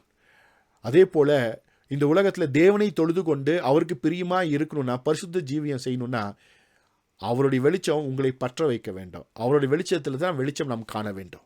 இப்போ பார்க்கிறோம், யோவான் எழுதின சுவிசேஷம் 1ஆம் அதிகாரம் 9ஆம் வசனத்தை வாசிக்கும் பொழுது, உலகத்தில் எந்த மனுஷனையும் பிரகாசிப்பிக்கிற ஒளியே அந்த மெய்யான ஒளி. ஆண்டவராகிய இயேசு கிறிஸ்து தான் மெய்யான ஒளி. நம்மை பிரகாசிப்பிக்க வேண்டிய வேலை அவரது தான். யோவான் 8:12 மறுபடியும் இயேசு ஜனங்களை நோக்கி, நான் உலகத்திற்கு ஒளியாய் இருக்கிறேன், என்னை பின்பற்றுகிறவன் இருளில் நடவாமல் ஜீவ ஒளியை அடைந்திருப்பான் என்றார். அவரை பின்பற்றுகிற, அவருடைய மாதிரியை பின்பற்றுகிற, நம்ம ஏற்கனவே பார்த்தாலே அந்த சிலுவையின் அடையாளம் ஆசரிப்பு கூடாரத்துக்குள்ளாக இருக்கிறது. ரட்சிப்பு, ஞானஸ்தானம், அற்பம் விற்குதல், வேத தியானம், துதி, ஸ்தோத்திர ஆராதனை செய்கிறவன் கண்டிப்பாக வாழ்க்கையில் ஜீவ ஒளியை அடைந்திருப்பான். இதில் குறைவுபடுகிறவருடைய வாழ்க்கையில் விளக்குகள் அணைந்து போய்விடும், காரிருளில் நடக்க நேரிடும். காரிருளில் நடந்தால் காரியம் வெற்றிகரமாய் நடக்காது. ஆவிக்குரிய வெளிச்சம் நமக்கு தேவை. ஆத்மாவிற்கு வெளிச்சம் இருந்தால்தான் ஆத்மா வாழும், இல்லை என்றால் அது தடுமாறும் என்பதை நாம் அறிந்து கொள்ள வேண்டும். இதற்கு நாம் என்ன செய்யணும்? வேதவசனம் சொல்லுகிறது வேற ஒன்றும் இல்லை. நம்ம ஏற்கனவே பார்த்தோம், துதி, ஸ்தோத்திரம், ஆராதனை. துதிக்கணும், ஸ்தோத்தரிக்கணும், ஆராதனை செய்யணும். அதுதான் நம்ம என்ன பண்ணுறோம்? ஜபம் அப்படின்னு சொல்கிறோம். ஜபம். இந்த ஜபம் நாம் ஏறெடுக்க வேண்டும். ஜபத்தில் துதி, ஸ்தோத்திரம், ஆராதனை இருக்கணும், விண்ணப்பங்கள்லாம் இருக்கணும். ஸோ அதில் ஒரு முறை என்னென்னா, ஆராதனை பண்ணணும். அவரை துதிக்க வேண்டும், ஆராதனை செய்ய வேண்டும். இஸ்ரவேல் ஜனங்கள் எகிப்திலிருந்து அவரை ஆராதனை செய்வதற்கு தான் கர்த்தர் அவங்க என்ன பண்ணாரா, வனாந்திர மார்க்கமாக இஸ்ரவேல் தேசத்திற்கு, கானான் தேசத்திற்கு கொண்டு வந்தார். நீங்களும் நானும் ஆராதனை மூலமாகத்தான் இந்த உலகத்தை ஜெயிக்க முடியும். ஆராதனையில் என்ன ஆராதனைனா, 2 விதமான ஆராதனை ரொம்ப ரொம்ப முக்கியம். விளக்கை பற்ற வைக்கிற, பிரகாசிப்பிக்க வைக்கிற, இருளை வெளிச்சமாக்குகிற, நம்ம வாழ்க்கையை வளமாக்குகிற 2 ஆராதனை முறைகள். அதில் ஒன்று யாடா, இன்னொன்று டோடா. 2 ஆராதனை முறைகள். சங்கீதம் 104 அவர் வாசல்களில் துதியோடும் அவர் பிரகாரங்களில் புகழ்ச்சியோடும் பிரவேசித்து அவரை துதித்து அவருடைய நாமத்தை ஸ்தோத்தரிங்கள் அப்படின்னு இருக்கு. இங்கிலீஷ் பைபிளில் enter into his gates with thanksgiving அப்படின்னு இருக்கு. தேங்க்ஸ் கிவிங் அப்படின்னு இருக்கு. தமிழில் துதி அப்படின்னு இருக்கு. வித்தியாசம் பார்த்தீங்களா? தேங்க்ஸ் கிவிங்னா நன்றி செலுத்துதல். ஆனால் தமிழில் என்ன போட்டிருக்கோம்? துதின்னு போட்டிருக்கோம். ஸோ அந்த தேங்க்ஸ் கிவிங், துதிக்கு தான் எபிரேய மொழியில் என்ன போட்டிருக்கு? யாடா அப்படின்னு போட்டிருக்கு. சரியா? யாடா. தமிழில் துதின்னு போட்டிருப்பாங்க, இங்கிலீஷில் தேங்க்ஸ் கிவிங் போட்டிருப்பாங்க. அடுத்தது டோடா அப்படின்னு ஒன்று இருக்குது. அது சங்கீதம் 50:14 இருக்குது. நீ தேவனுக்கு ஸ்தோத்திர பலியிட்டு உன்னதமானவருக்கு உன் பொருத்தனைகளை செலுத்தி.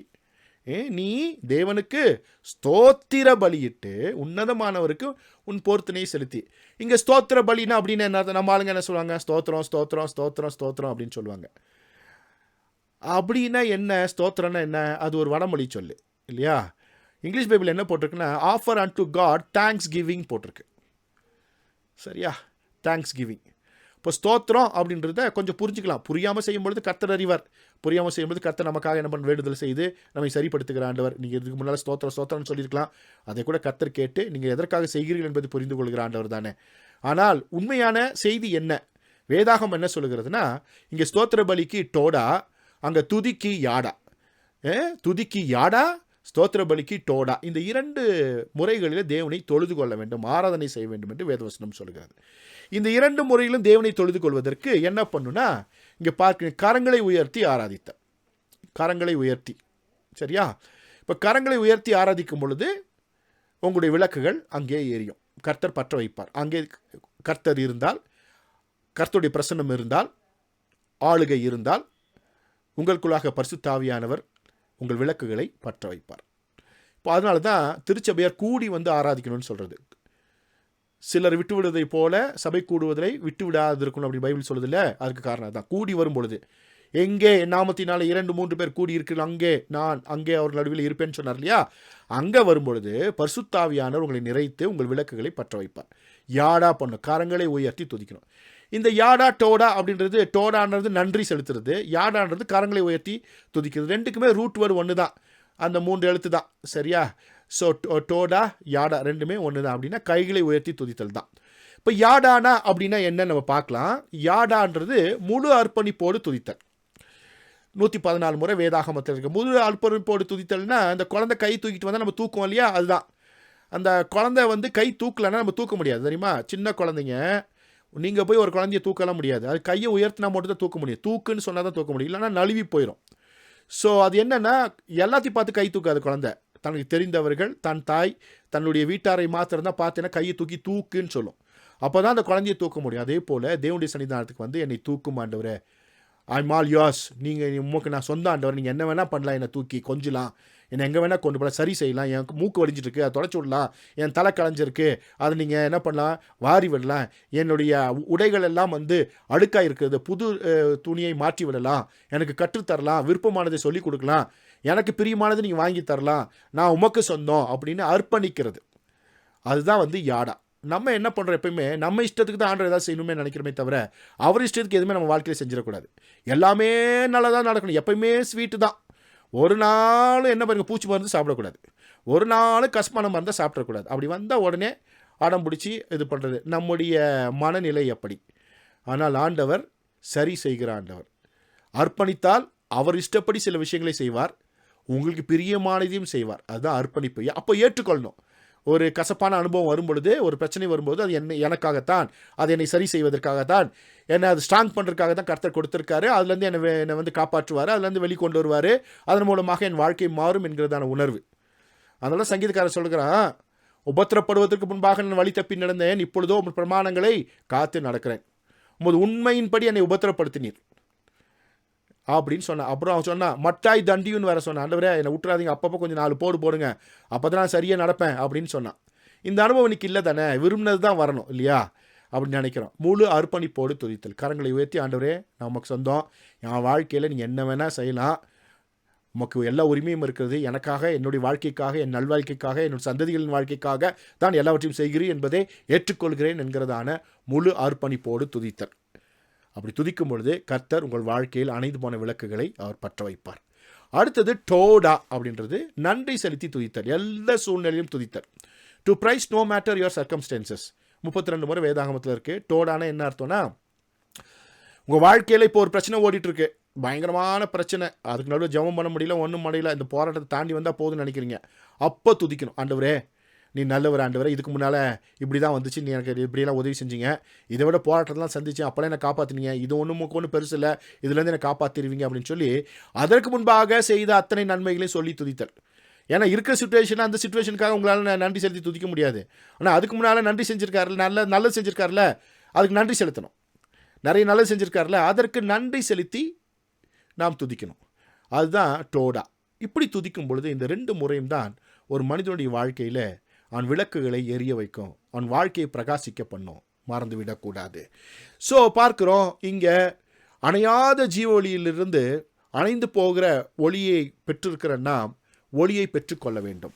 அணைந்து போகிற விளக்குகளை நாம் பற்ற வைக்க வேண்டும். இது ரொம்ப ரொம்ப முக்கியம். இதற்கு ஒரு வசனத்தை எடுத்து நான் உங்களுக்கு சொல்ல விரும்புகிறேன். ஏற்கனவே பல முறை பேசியிருக்கேன். உங்ககிட்டயும் கர்த்தர் பேசுவதற்கு ஒரு வாய்ப்பை கொடுத்துருக்கிறாரு. அதுக்கு எடுத்துக்கொண்ட வசனம் என்னென்னா, ஏசாயா 11ஆம் அதிகாரம் 2வது வசனம். தமிழ்மொழி வேதாகமத்தில் ஞானத்தையும் உணர்வையும் அருளும் ஆவியையும் ஆலோசனையும் பலனையும் அருளும் ஆவியையும் அறிவையும் கர்த்தருக்கு பயப்படுற பயத்தும் அருளும் ஆவியுமாகிய கர்த்தருடைய ஆவியானவர் அவர் மேல் தங்கியிருப்பார் அப்படின்னு அது வேத வசனம் சொல்லி. இந்த வசனம் புதிய ஏற்பாட்டில் சொல்லப்பட்டிருக்கோம் இல்லையா? ஸோ நான் பார்க்குறோம், ஞானத்தையும் உணர்வையும் அருளும் ஆவியையும் ஆலோசனையும் பலனையும் அருளும் ஆவியையும் அறிவையும் கர்த்தருக்கு பயப்படுற பயத்தை அருளும் ஆவியுமாகிய கர்த்தருடைய ஆவியானவர் அவர் மேல் தங்கியிருப்பார். இது டபுளாக போட்டிருக்கோம். ஆனால் அது தனித்தனியாக படிக்கக்கூடிய விஷயங்கள். அது எபிரேய மொழியில் போட்டிருக்கேன். ஞானத்தையும் உணர்வையும் அருளும் ஆவி அப்படின்னு இருக்குல்ல, ஞானத்தின் ஆவி ரூவாக் கோஹ்மா அப்படின்வாங்க. உணர்வின் ஆவி ரூவாக் பினா அப்படின்னு இருக்கு. ஆலோசனையும் பலனையும் அருளும் ஆவி, ஆலோசனை ஆவி ரூவாக் எட்ஸா, பலத்தின் ஆவி ரூவாக் கிப்போரா. அதுக்கப்புறம் அறிவையும் கர்த்தருக்கு பயப்படுற பயத்தையும் அப்படின்னும் பொழுது அறிவின் ஆவி ரூவாக் டாஅத், பயத்தின் ஆவி ஈராத் யெகோவா, கர்த்தருடைய ஆவியானவர் போது ரூவாக் யெகோவா அப்படின்னு இருக்கு. 7 ஆவிகள் இருக்கு. அப்போ பரிசுத்த ஆவியானவர் இருக்கிறார்ல, அவர் ஒருவர் தான், அவருக்குள்ள 7 ஆவிகள் இருக்கிறது. நம்முடைய தேவன் ஒருவர் தான், அவர் பிதா குமாரன் பரிசுத்த ஆவியானவராக இருக்கிறார். இந்த 7 ஆவிகள் இருக்க, இதுதான் பூமி எங்கும் சுத்தும் தேவனுடைய 7 ஆவிகளாம். பூமி எங்கும் உலாவும் தேவனுடைய 7 கண்களாம். சகரியில் வாசித்திருப்பீங்க. இந்த 7 ஆவிகள் தான் 7 கண்கள். 7 ஆவிகள் 7 கண்கள். அந்த 7 என்னன்னா ஞானம், உணர்வு, ஆலோசனை, பலனு, அறிவு, கர்த்தருக்கு பயப்படுற பயம், கர்த்தருடைய ஆவி அப்படின்னு சொல்லிக்கிற பரிசுத்த ஆவியானவருக்குள்ளாக இருக்கிறதான கிறிஸ்துவின் ஆவிக்குள்ளே இருக்கிற பிதாவின் ஆவிக்குள்ளே இருக்கிற ஆவியில் 7 விதமான பொக்கிஷங்கள். இந்த 7 ஒரு மனுஷனுக்கு ரொம்ப ரொம்ப முக்கியம். இந்த 7 அகல்கள் உங்களுக்குள்ளே இருக்கு இல்லையா, இந்த 7 தான். ஞானம் வேணும், உணர்வு வேணும், ஆலோசனை வேணும், பலன் வேணும், அறிவு வேணும், பயத்தின் ஆவி வேணும், கர்த்தருடைய ஆவி வேணும். இதை பார்க்கறதுக்கு முன்னால் இன்னொரு வசனத்தை வாசிட்டு நம்ம உள்ளே போகலாம். அது என்ன அப்படின்னா, யாத்திராகமத்தின் புஸ்தகம் 31:5, அதே போல் யாத்திராகம் 35:33. இந்த வசனம் உங்களுக்காக வாசிக்கிறேன். மற்றும் சகலவித வேலைகளையும் யூகித்து செய்கிறதற்கும் வேண்டிய ஞானமும் புத்தியும் அறிவும் அவனுக்கு உண்டாக அவனை தேவ ஆவியினாலே நிரப்பினேன். இந்த வசனம் யாரை குறித்து சொல்கிறதுனா, மோசைக்கிட்ட சொல்கிறாரு. மோசைக்கிட்ட மலையில் காண்பிச்சு சொல்கிறார், இந்த ஆசிர்ப்பு கூட டிசைன்லாம் பண்ணுப்பா, உள்ளே இருக்கிற தட்டுமுட்டு சாமான்லாம் நீ பண்ணுன்னு சொல்லிவிட்டு கடைசியில் சொல்லுவார், அதை நீ பண்ண வேண்டாம், அங்கே பெசலையல்னு ஒருத்தனை வச்சுருக்கிறேன், அவனுக்குள்ளே நான் என்ன பண்ணியிருக்கேன், இந்த ஆவியை நான் வச்சுருக்கிறேன். அவன் என்ன பண்ணுவேன், என்ன இருக்கமா, ஞானமும் புத்தியும் அறிவும் அவனுக்கு உண்டாக அவனை தேவ ஆவியினால் நிரப்பினேன்.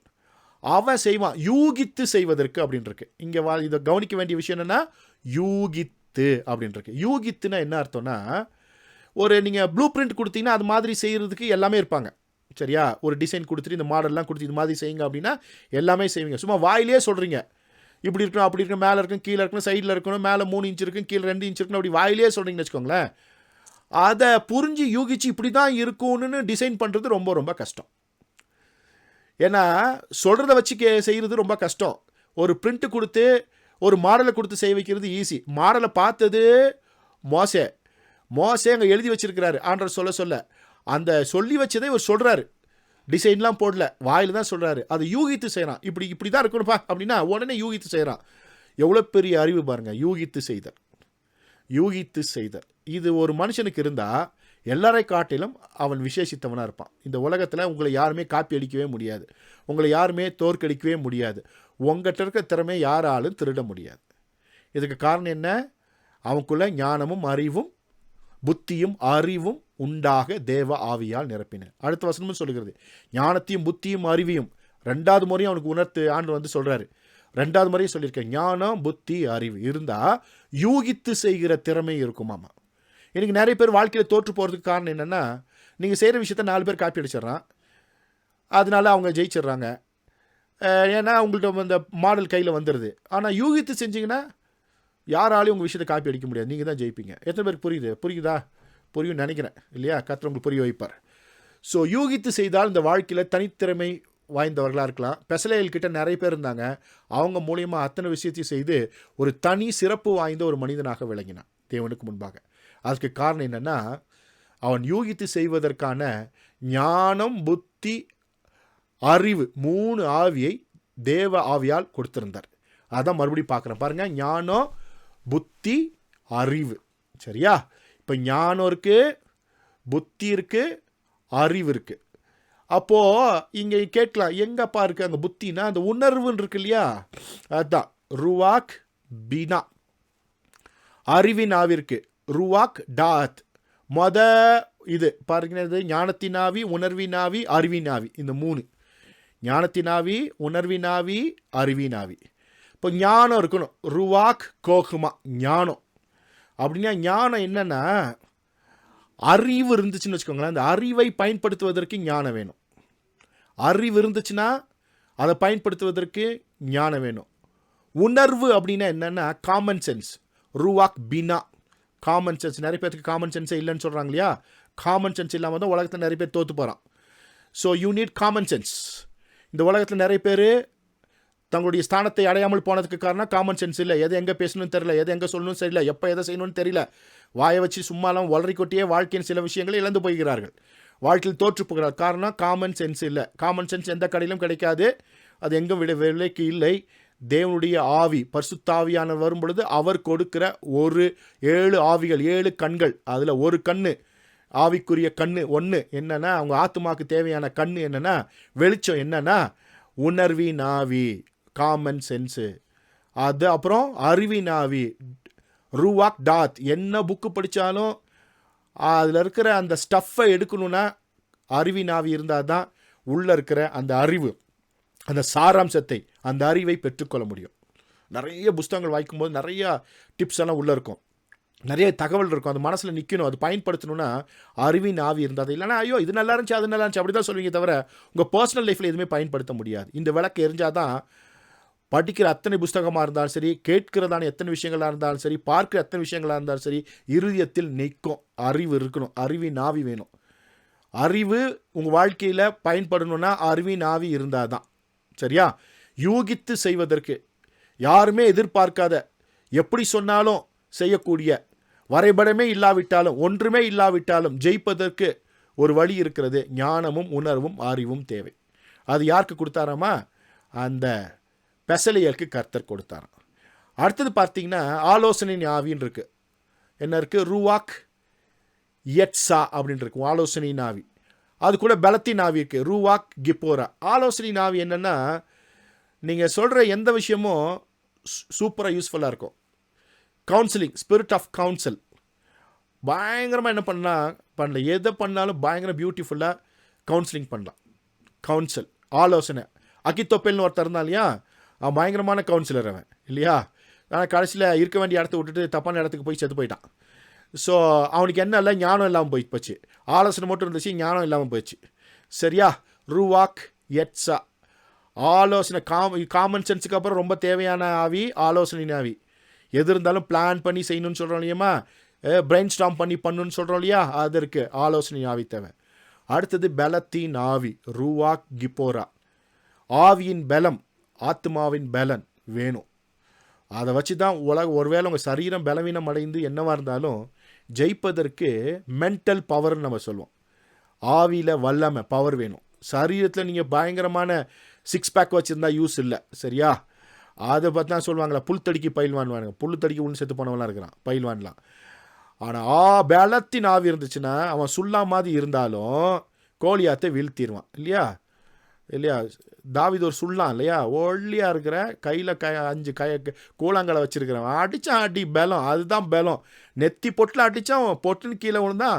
அவன் பட்டயத்தை எடுக்கவே உன்னால் முடியல, இருந்தாலும் எடுத்து கழுத்தை வெட்டினான் பாருங்க. அதுதான் பலத்தின் ஆவி. செய்து முடிப்பதற்கு ஆவியின் பலன் தேவை. அது பலத்தின் ஆவியை பெற்றுக்கொண்டால் மாத்திரமே முடியும். அடுத்தது பயத்தின் ஆவி, அறிவின் ஆவிக்கு அப்புறம் கீழே இருக்குது.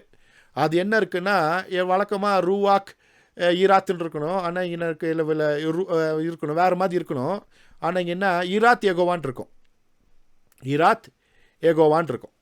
அப்படின்னா என்ன அர்த்தம்னா, ஈராத் ஏகோவான்றதுன்னா பயத்தின் ஆவின் தமிழ் வழியில் போட்டிருக்கிறாங்க. ஆக்சுவலாக இந்த ஆவி உங்களுக்குள்ள இருந்தால் மற்றவங்க உங்களை பார்த்து பயப்படுவாங்க. நீங்கள் கர்த்தருக்கு பயப்படுவீங்க, உங்களை பார்த்து மற்றவங்க பயப்படுவாங்க. சும்மா கண்டம் போனவெல்லாம் கை தூக்கி காலை தூக்கிட்டு தேவையில்லாமல் பேசிட்டு தேவையில்லாமல் வம்பளுக்க மாட்டான். உங்களை பார்த்த ஒரு பயம், அதான் இஸ்ரவேல் ஜனங்களை குறித்ததான பயம் மற்ற ஜாதியாருக்கு உண்டாயிற்றுன்னு வாசிக்கிறீங்கள, அதுதான். கண்டம் போனவன் பல்லு மேலே வாய் மேலே பல்ல போட்டு பேசுகிறான் அப்படின்லாம் சொல்லுவாங்க இல்லையா, அப்படி இல்லாமல் இருக்கணும். உங்களை பற்றி கண்டம் பண்ணம் பேசக்கூடாது. வரப்போகிறதெல்லாம் யாரோ வந்து பேசுகிறாங்கப்பா, கழுத பூனையெல்லாம் வந்து என்னை இடிக்குதுப்பான்னு சொல்கிறாங்களே, அந்த சூழ்நிலையிலிருந்து கனமிக்கவர்களாக இருக்கணும்னா ஈராத் யெகோவா வேணும். உங்கள் வாழ்க்கையில் ஈராத் யெகோவா வேணும். இந்த வெளிச்சம் உங்கள் வாழ்க்கையில் இருக்கணும். உங்களை குறித்து தானே பயம், ஐயோ அவர் பெரிய ஆளுப்பா, அவர்கிட்டலாம் வம்பு போகக்கூடாதுப்பா, நமக்கு எதுப்பா நல்ல நேரத்தை நமக்கு எடுத்துக்கணும், அந்த ஆள்கிட்ட போனால் நம்ம கெட்ட நேரம் தான் ஸ்டார்ட் ஆகும் அப்படின்னு சொல்லுகிறதான உலக வழக்கம் வர அளவுக்கு நீங்கள் ஜெயிக்கணும்னா இந்த ஆவி உங்கள்கிட்ட இருக்கணும். இல்லைனா உங்களை குறிதெல்லாம் திருடிட்டு போவானுங்க, உங்களை இலக்காரமாக நினைப்பாங்க, உங்கள் வாழ்க்கையில் குறுக்கிடுவாங்க, என்னென்னமோ செய்வாங்க. உங்களால் என்ன பண்ண முடியாதுன்னா ஒன்றும் பண்ண முடியாது. ஸோ அதற்கு என்ன வேணும்? உங்களை குறித்த பயம் ஜனங்களுக்கு உண்டாகணும். சரியா? ஒரு கனமான பயம் இது. சரியா? ஒரு கனத்திற்குரிய பயம் ஈராத் யெகோவா இருக்கணும். அப்புறம் கர்த்தருடைய ஆவி ரூவாக் யெகோவா அப்படின்னா எல்லாவற்றையும் செய்தும் குடிக்கக்கூடிய, கோலோச்சக்கக்கூடிய, அப்படின்னா ஆளுகை செய்யக்கூடிய ஒரு கெப்பாசிட்டி. எங்கே போனாலும் நான் தான்ப்பா, கர்த்தர் என்ன பயன்படுத்தாருப்பா அப்படின்னு, இவன் இல்லைனா இந்த ஆஃபீஸே நடக்காது அப்படின்னு சொல்லுகிற, இவன் இல்லைனா இந்த பிஸ்னஸே செய்ய முடியாது அப்படின்ற ஒரு பவர்ஃபுல்லான ஒரு விஷயந்தான் கர்த்தருடைய ஆவி. கர்த்தருடைய ஆவியான அது முதல் தாவீதின் மேல் இருந்தார், அவன் ராஜாவாயிட்டான். அவன் இல்லைனா ராஜ்யமே இல்லை. அத்தனை வருஷம் சூப்பராக ஆண்டு தேவாலயத்துக்கான அத்தனை விஷயங்களும் சவதரித்து டிசைன் பண்ணிட்டு போயிட்டான். சாலமன் வந்து அதை வந்து கட்டினா அவ்வளோதான். அத்தனை டிசைனும் அத்தனை பொருளும் யாருடையதுன்னா தாவீதினுடையது. ஒரு கிங்ஷிப் அத்தாரிட்டி, ஒரு அத்தாரிட்டிவ் பர்சனாக இருக்கணும்னா கர்த்தருடைய ஆவியானவர் உள்ளே இருக்கணும். அப்போது தேவ ஆவின்னு சொல்லுகிற, கிறிஸ்துவின் ஆவி என்று சொல்லுகிறதான அந்த ஆவிக்குள்ளே 7 கண்கள், 7 ஆவிகள் இருக்கிறது. அது என்ன? ஞானத்தின் ஆவி, உணர்வின் ஆவி, ஆலோசனையின் ஆவி, பலனின் ஆவி, அறிவின் ஆவி, கர்த்தருக்கு பயப்படுற பயத்தின் ஆவி, கர்த்தருடைய ஆவி அப்படின்னு சொல்லி 7 ஆவிகள் இருக்கிறது. இந்த 7 ஆவிகள் இருந்தால் தான் இந்த உலகத்தில் நம்மளால் வாழ முடியும். அதை நம்ம பார்க்குறோம். பார்த்தீங்கன்னா வேதவசனம் சொல்லுகிறது, ஆண்டவரை படைக்கும் பொழுது, இந்த உலகத்தில் அனுப்பும் பொழுது, ஆதாமை படைக்கும் பொழுது 7 அகல்கள் எரியக்கூடியவனாக தான் அவனை படைச்சார். அது அணைந்து போகும் பொழுது, அது ஒருவேளை ஏதோ ஒரு புத்தியினத்தினாலேயோ அல்லது குறைபாடுகளினாலேயோ, ஜபக்குறைவினாலேயோ, வேதவசனத்தை நாம் தியானிக்காத பொழுதோ அல்லது பாவத்தில் விழுந்த பொழுதோ, பின்மாற்றின பொழுதோ அது அணைந்து போகும் அல்லது ரொம்ப மங்கி எறியும். அப்போது தேவனோடு தன்னுடைய உறவை புதுப்பித்துக் கொள்ளும் பொழுது, தேவனோடு உருவாடும் பொழுது அந்த விளக்குகள் மறுபடியும் எரியும். அதனால தான் பகர் குளிர்ச்சியான ஒவ்வொரு வேளையிலும் ஆதாமோடும் ஏவாளோடும் தேவ ஆவியானவர் என்ன பண்ணாராமா, அவர் அசைவாடினார், உறவாடினார். தேவன் அவர்களை சந்தித்தார், அவரோடு பேசினார். தேவ ஆவியானவர் அவருடைய விளக்கை பற்ற வைத்தார். தேவாலயம் எதற்காக கட்டப்பட்டிருந்தது? ஆசரிப்பு கூடம் எதற்காக கட்டப்பட்டிருந்தது? சமஸ்த இஸ்ரவேலர்களும் தேவாலயத்துக்கு முன்பாக வந்து நின்று, தேவாலயத்திற்குள்ளாக வந்து தங்கள் அணைந்து போன விளக்குகளை பற்ற வைப்பதற்காக தான் வந்தார்கள். அங்கே ஆராதனை செய்தார்கள், தொழுது கொள்ளார்கள். அவர்கள் வாழ்க்கை மாறினது. இன்றளவும் அவர்கள் வாழ்க்கையில் கர்த்தர் மிகப்பெரிய அற்புதங்களை செய்து அவர்களை பயங்கரமாக வச்சிருக்கிறாரு. அதைவிட பாக்கியசாலிகள் யாருன்னா நீங்களும் நானும். கிறிஸ்துவினுடைய அவயவங்களாக இருக்கிறீங்க, கிறிஸ்துவிற்கு சொந்தக்காரர்களாக இருக்கிறீங்க, அவருடைய சீடர்களாக இருக்கிறீங்க, சொந்த இரத்தத்தால் விலைக்கிரயமாக மாக்கப்பட்ட பிள்ளைகளால் புத்திரர்களாக இருக்கிறீங்க. அதை விட மிகப்பெரிய ஸ்லாக்கியம் இருக்கிறது. ஆனால் நாமோ நம் விளக்குகளை பற்ற வைப்பதே இல்லை, நம்முடைய திருச்சபைகளை பயன்படுத்தி கொள்வதே இல்லை. நாம் கூடி வரும் பொழுதெல்லாம், நம்முடைய நண்பர்களாக கூடி வரும் பொழுதெல்லாம் கரங்களை உயர்த்தி தேவனை ஆராதனை செய்ய மறந்து விடுகிறோம். அந்த குத்து விளக்கு நம்மை பற்ற வைக்க வேண்டும் என்கிறதான, நம் விளக்குகளை பற்ற வைக்கும் என்கிறதான அந்த அடிப்படை உணர்வு அற்றவர்களாக இருக்கிறோம். அதனால் வேதவசனம் சொல்கிறது, ஏசாயா தீர்க்கதரிசன புத்தகம் 42:3 சொல்லுகிறது, அவர் நெறிந்த நாணலை முறியாமலும் மங்கி எரிகிற திரியை அணையாமலும் நியாயத்தையும் உண்மையாக வெளிப்படுத்துவார். அடுத்து மத்திய 12:20 சொல்கிறது, அவர் நியாயத்திற்கு ஜெயம் கிடைக்கிற பண்ணு வரைக்கும் நெறிந்த நாளை முறியாமலும் மங்கி எரிகிற திரியை அணையாமலும் இருப்பார். அவருடைய நோக்கம் என்னன்னா, மங்கி எறிந்து கொண்டிருக்கிற, வாழ்க்கையில் தோற்று கொண்டிருக்கிற, பிரச்சனை தந்து கொண்டிருக்கிற நம்மை பலவான்களாய் மாற்றி வாழ வைக்க வேண்டும் என்பதே அவருடைய திட்டம். மீட்பின் திட்டத்தில் ஒன்று, கர்த்தருக்கு முன்பாக நாம் ஆராதனை செய்து அணைந்து போகின்ற விளக்குகளை பற்ற வைக்க வேண்டும். உலக வாழ்க்கையில், உலகத்தில் நம் பிரயாணிக்கையில், உலகத்தில் நம்ம பயணிக்கையில் பல வேளைகளில் பல விளக்குகள் அணைந்து தான் போகும். சில வேளையில் சில தவறான நடவடிக்கைகள், பாவங்கள், பிரச்சனைகள், சோர்வுகள், பலவீனங்கள் நம்முடைய விளக்குகளை அணையத்தான் செய்யும். ஆனால் அணைந்து போகிற விளக்குகளை மறக்காமல் தேவனுடைய சன்னிதானத்தில் வைத்து பற்ற வைக்க வேண்டியது நம்முடைய கடமை. இன்றைக்கு இந்த நல்ல நாளில் கர்த்தர் உங்களோடு பேசுகிற வார்த்தை என்னென்னா, இன்றையிலிருந்து உங்கள் விளக்குகளை அணையாமல் பார்த்து கொள்ள வேண்டும். இன்றைக்கு நாம் எல்லோரும் கூடி வந்திருக்கிறோம் இந்த கான்ஃபரன்ஸில். இன்றைக்கு நாம் கரங்களை உயர்த்தி ஆண்டவர்கிட்ட சொல்ல போகிறோம். ஆண்டவரே, பல முறை நான் தோற்று போயிருக்கேன் ஆண்டவரே, பல டைம் ஏன் அடி வாங்கினேனே தெரில, ஏன் தோற்று போனேனே தெரில ஆண்டவரே. பல முறை ஆண்டவரே என் வாழ்க்கையில் நான் மனம் சலித்து போயிருக்கிறேன், பேதலித்து போயிருக்கிறேன் ஆண்டவரே, பின்மாற்றத்தில் போயிருக்கிறேன், உம்மை குறித்து தவறாக எண்ணி இருக்கிறேன். நீர் என்னோடு தான் இருக்கிறீரா என்கிறதான கேள்வியெல்லாம் வந்திருக்கு. ஆனால் என்னை நான் அலைசி ஆராய்ந்து பார்க்கவில்லை ஆண்டவரே, என்னை நான் சுய பரிசோதனை செய்து பார்க்கவில்லை ஆண்டவரே. இந்த நேரத்தை உமக்கு முன்பாக ஆண்டவரே ஒப்பு கொடுத்து, இந்த நேரத்தில் என்னை நான் உமக்கு ஒப்பு கொடுத்து, இந்த நேரத்தில் உமக்கு முன்பாக நின்று என்னை நான் ஆராய்ந்து பார்க்க வேண்டுமாய் நான் செபிக்கிறேன் ஆண்டவரே. என்னை ஒரு விசை ஆராய்ந்து பாருங்க. என்னுடைய வாழ்க்கையில் எங்கெல்லாம் ஆண்டவரே எந்த விளக்கெல்லாம் அணைந்து போயிருக்கு ஆண்டவரே. இந்த ஊழியக்காரன் சொன்னால் 7 இருக்குன்னு சொன்ன ஆண்டவரே. ஆண்டவரே, கர்த்தருடைய ஆவி, ஞானத்தின் ஆவி, உணர்வின் ஆவி, அறிவின் ஆவி, பயத்தின் ஆவி, பலத்தின் ஆவி, ஆலோசனை ஆவிலாம் சொன்ன ஆண்டவரே. நான் கேட்டேன் ஆண்டவரே, இதில் எதெல்லாம் எனக்கு குறைஞ்சிருக்கு, எங்கெல்லாம் தோற்றுருக்கு, எதில் நான் ஃபெயிலியராக இருக்கேன், எனக்கு மதிப்பு இல்லாமல் போச்சு, எனக்கு தெரில ஆண்டவரே. அதுக்கு காரணம் பயத்தின் ஆவி என்கிட்ட இல்லைன்னு தெரிஞ்சு. சில வேளையில் காமன் சென்ஸ் இல்லாமல் என்னோடய வாய்ப்பெல்லாம் இழந்து போனேன். அப்போது உணர்வின் ஆவி என்கிட்ட இல்லைன்னு தெரியாமல் போச்சு ஆண்டவரே. சில வேளையில் ஞானமாக பதில் சொல்லியிருந்தா, ஞானமாக செய்திருந்தா நான் ஜெயிச்சிருப்பேன். முட்டாள்தனமாக செஞ்சு ஆண்டவரே தோற்று போயிட்டேன். அப்போ ஞானத்தின் ஆவி என்கிட்ட இல்லாமல் போயிடுச்சு ஆண்டவரே. ஆண்டவரே, சில வேளையில் யாருடைய ஆலோசனையும் கேட்காம ஆண்டவரே, எதையும் பற்றி கவலைப்படாமல் ஆண்டவரே, பணம் இருந்ததுனால, பொருள் இருந்ததுனால போய் செஞ்ச ஆண்டவரே ஒரு விஷயத்தை, அதனால் தோற்று போயிட்டு ஆண்டவரே. ஆலோசனை ஆவி என்கிட்ட இல்லாமல் போச்சு ஆண்டவரே. ஆண்டவரே, சில வேளையில் இதை செய்யணும்னு நினச்சேன், பாதியில் செஞ்சதும் ஆண்டவரே, அதுக்கப்புறம் செய்யறதுக்கு முடியல, பலவீனம் அடைஞ்சிட்டேன் ஆண்டவரே. பலத்தின் ஆவி என்கிட்ட இல்லை, முடிச்சிருக்கலாம் ஆண்டவரே, ஆனால் பாதியிலேயே சோர்ந்து போயிட்டேன் ஆண்டவரே. கடைசி வரைக்கும் 99% வரைக்கும் வந்த ஆண்டவரே. ஆனால் அந்த வெற்றி படியில் நிற்கும் பொழுது அந்த பின்வாங்கிட்டாண்டவரே, சோர்ந்து போயிட்டாண்டவரே, நம்ம விட்டு போயிட்டாண்டவரே. இது என் வாழ்க்கையில் பல தடவை நடந்திருக்கு ஆண்டவரே. ஆண்டவரே, ஆனால் இன்னைக்கு நான் உணர்ந்திருக்கிறேன் ஆண்டவரே. இன்றைக்கு இந்த செய்தி மூலமாக உணர்ந்திருக்கிறேன், என் வாழ்க்கையில் குறை என்கிட்ட தான் ஆண்டவரே இருக்கு. நீர் எப்பொழுதுமே நீ நல்லவர் ஆண்டவரே, சர்வ வல்லவர், திட்டங்களையும் தீர்மானங்களையும் வைத்திருக்கிறேன். எனக்கான வாக்குத்தத்தங்கள் எப்பொழுதும் இருக்கிறதே ஆண்டவரே. அவைகள் எல்லாம் சத்தியம் ஜீவனுமானவைகள் ஆண்டவரே. அவைகள் நிறைவேறுவதற்காகத்தானே என்னை அழைத்திருக்கிறீர். இன்றைக்கு புரிந்து கொண்டேன். இன்றைக்கு என் இரு கரங்களை உயர்த்தி நான் சொல்லுகிறேன் ஆண்டவரே. என் இரு கரங்களை உமக்கு முடி சன்னிதானத்துக்கு நேராய் நான் உணர்த்துகிறேன் ஆண்டவரே. உயர்த்தி உமக்கு முன்பாக நான் யாடா பண்ணுகிறேன் ஆண்டவரே. நீர் என்னை இப்பொழுது கை தூக்கி எடுத்து என்ன வேணா பண்ணலாம்ப்பா, என்னை என்ன வேணால் நீங்கள் சரி பண்ணலாம் ஆண்டவரே. என் வாழ்க்கையில் என்ன வேணால் எனக்கு கண்டித்து உணர்த்தலாம். என் வாழ்க்கையில் தேவையில்லாத விஷயங்கள் இருந்தால் அதை அகற்றலாம், வெட்ட வேண்டியதை வெட்டலாம், ஒட்ட வேண்டியதை ஒட்டலாம், களை பிடுங்கலாம் ஆண்டவரே, கிளை நறுக்கலாம் ஆண்டவரே. ஒப்பு கொடுக்குறேன். என் வாழ்க்கையில் முன்னேறக்கூடாதபடிக்கு என்னில் வளர்ந்திருக்கிற ஆண்டவரே கலைகள் எல்லாம் வெட்டுங்க ஆண்டவரே. ஆண்டவரே தகப்பனை எல்லாம் பிடுங்கி போடுங்க, ஒரு கலை கூட இருக்கக்கூடாது. நான் முன்னேறக்கூடாதபடி என்னை நெருக்குகிறதான எல்லா ஆண்டவரே கலைகளை பிடுங்கி போடுங்க. அந்த உலகத்தில் வாழ்ந்திருக்க உயர்ந்திருக்க வேண்டிய நான் ஆண்டவரே தாழ்ந்திருக்கிறேனே, அதுக்கு காரணமாக இருக்கிற எல்லா கலைகளை பிடுங்குவதற்கு அனுமதி கொடுக்கிறேன். அதே போல் ஆண்டவரே, உம்முடைய ஆசீர்வாதத்தை பெற்றுக்கொள்ளக்கூடாதபடிக்கு தடையாயிருக்கிறதான கிளைகள் எல்லாம் நறுக்கு. எண்ணில் வளர்ந்திருக்க தேவையில்லாத சவகாசங்கள், தேவையில்லாத உறவுகள், தேவையில்லாத நபர்கள் யாராயிருந்தாலும் அவர்கள் எல்லாம் என் வாழ்க்கையிலிருந்து நீங்க வெட்டி போடுங்கப்பா. தேவையில்லாத பழக்க வழக்கங்கள், தேவையில்லாத காரியங்கள் எல்லாவற்றையும் வெட்டுவதற்கு அனுமதி கொடுக்கிறேன் ஆண்டவரே. உம்முடையவன் ஆண்டவரே, என்னை அழகு பார்க்கிற ஆண்டவர் அல்லவா, என்னை ஆசீர்வதிக்கிற ஆண்டவர் அல்லவா, உயர்ந்த அடைக்கலத்தில் வைக்கிற ஆண்டவர் அல்லவா, என் மீது கிருபை பாராட்டுகிற ஆண்டவர் அல்லவா, மனதுருகுகிற ஆண்டவர் அல்லவா. ஒப்பு கொடுக்கிறேன், யாடா செய்கிறேன் ஆண்டவரே. உம்மிடத்தில் நான் யாடா செய்கிறேன் ஆண்டவரே, யாடா செய்கிறேன். இந்த யாடாவை ஏற்றுக்கொள்வீராக ஆண்டவரே, இந்த யாடாவை ஏற்றுக்கொள்வீராக ஆண்டவரே. ஆண்டவரே, உம்மை ஆராதிக்கிறேன் சொல்லுங்க ஆண்டவருடைய சன்னிதானத்தில். இன்றைக்கு உங்கள் வாழ்க்கையில கர்த்தர் மறுபடியும் நீங்க இழந்து போனதான அத்தனை காரியங்களும் திரும்ப தருவார். இந்த வருடத்தின் வாக்குத்தத்தத்தின்படியே கர்த்தர் உங்களை ஆசீர்வதிப்பார். உங்கள் வாழ்க்கையில் இனி இந்த விளக்குகள் அணையாது. ஆண்டவரே சொல்லுங்க, ஆண்டவரே யாடா பண்ற ஆண்டவரே, யாடா பண்ற ஆண்டவரே. ஆண்டவரே, என் வாழ்க்கையில் என்ன வேணால் செய்யலாம். நான் நன்றாக இருப்பதற்காக தானே என் வாழ்க்கை எல்லாவற்றையும் செய்ய போகிறேன்.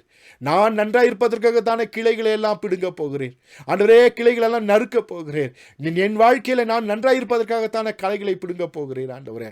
ஆண்டவரே, என்னை வாழ வைக்கிற ஆண்டவருக்கு முன்பாக யாடா செய்கிறேன். ஆண்டு ஒப்பு கொடுங்க ஆண்டவரே, உங்களுடைய சித்தத்துக்கு என்னை ஒப்பு கொடுக்குறேன். என் விளக்குகள் எரியட்டும் ஆண்டவரே சொல்லுங்க. அதே போல் டோடா பண்ணுங்க ஆண்டவர்கிட்ட. ஒருவேளை உங்கள் சூழ்நிலை இன்னைக்கு துதிக்கக்கூடாத முடியாத அளவிற்கு படு மோசமான நிலைமையில் இருக்கலாம்.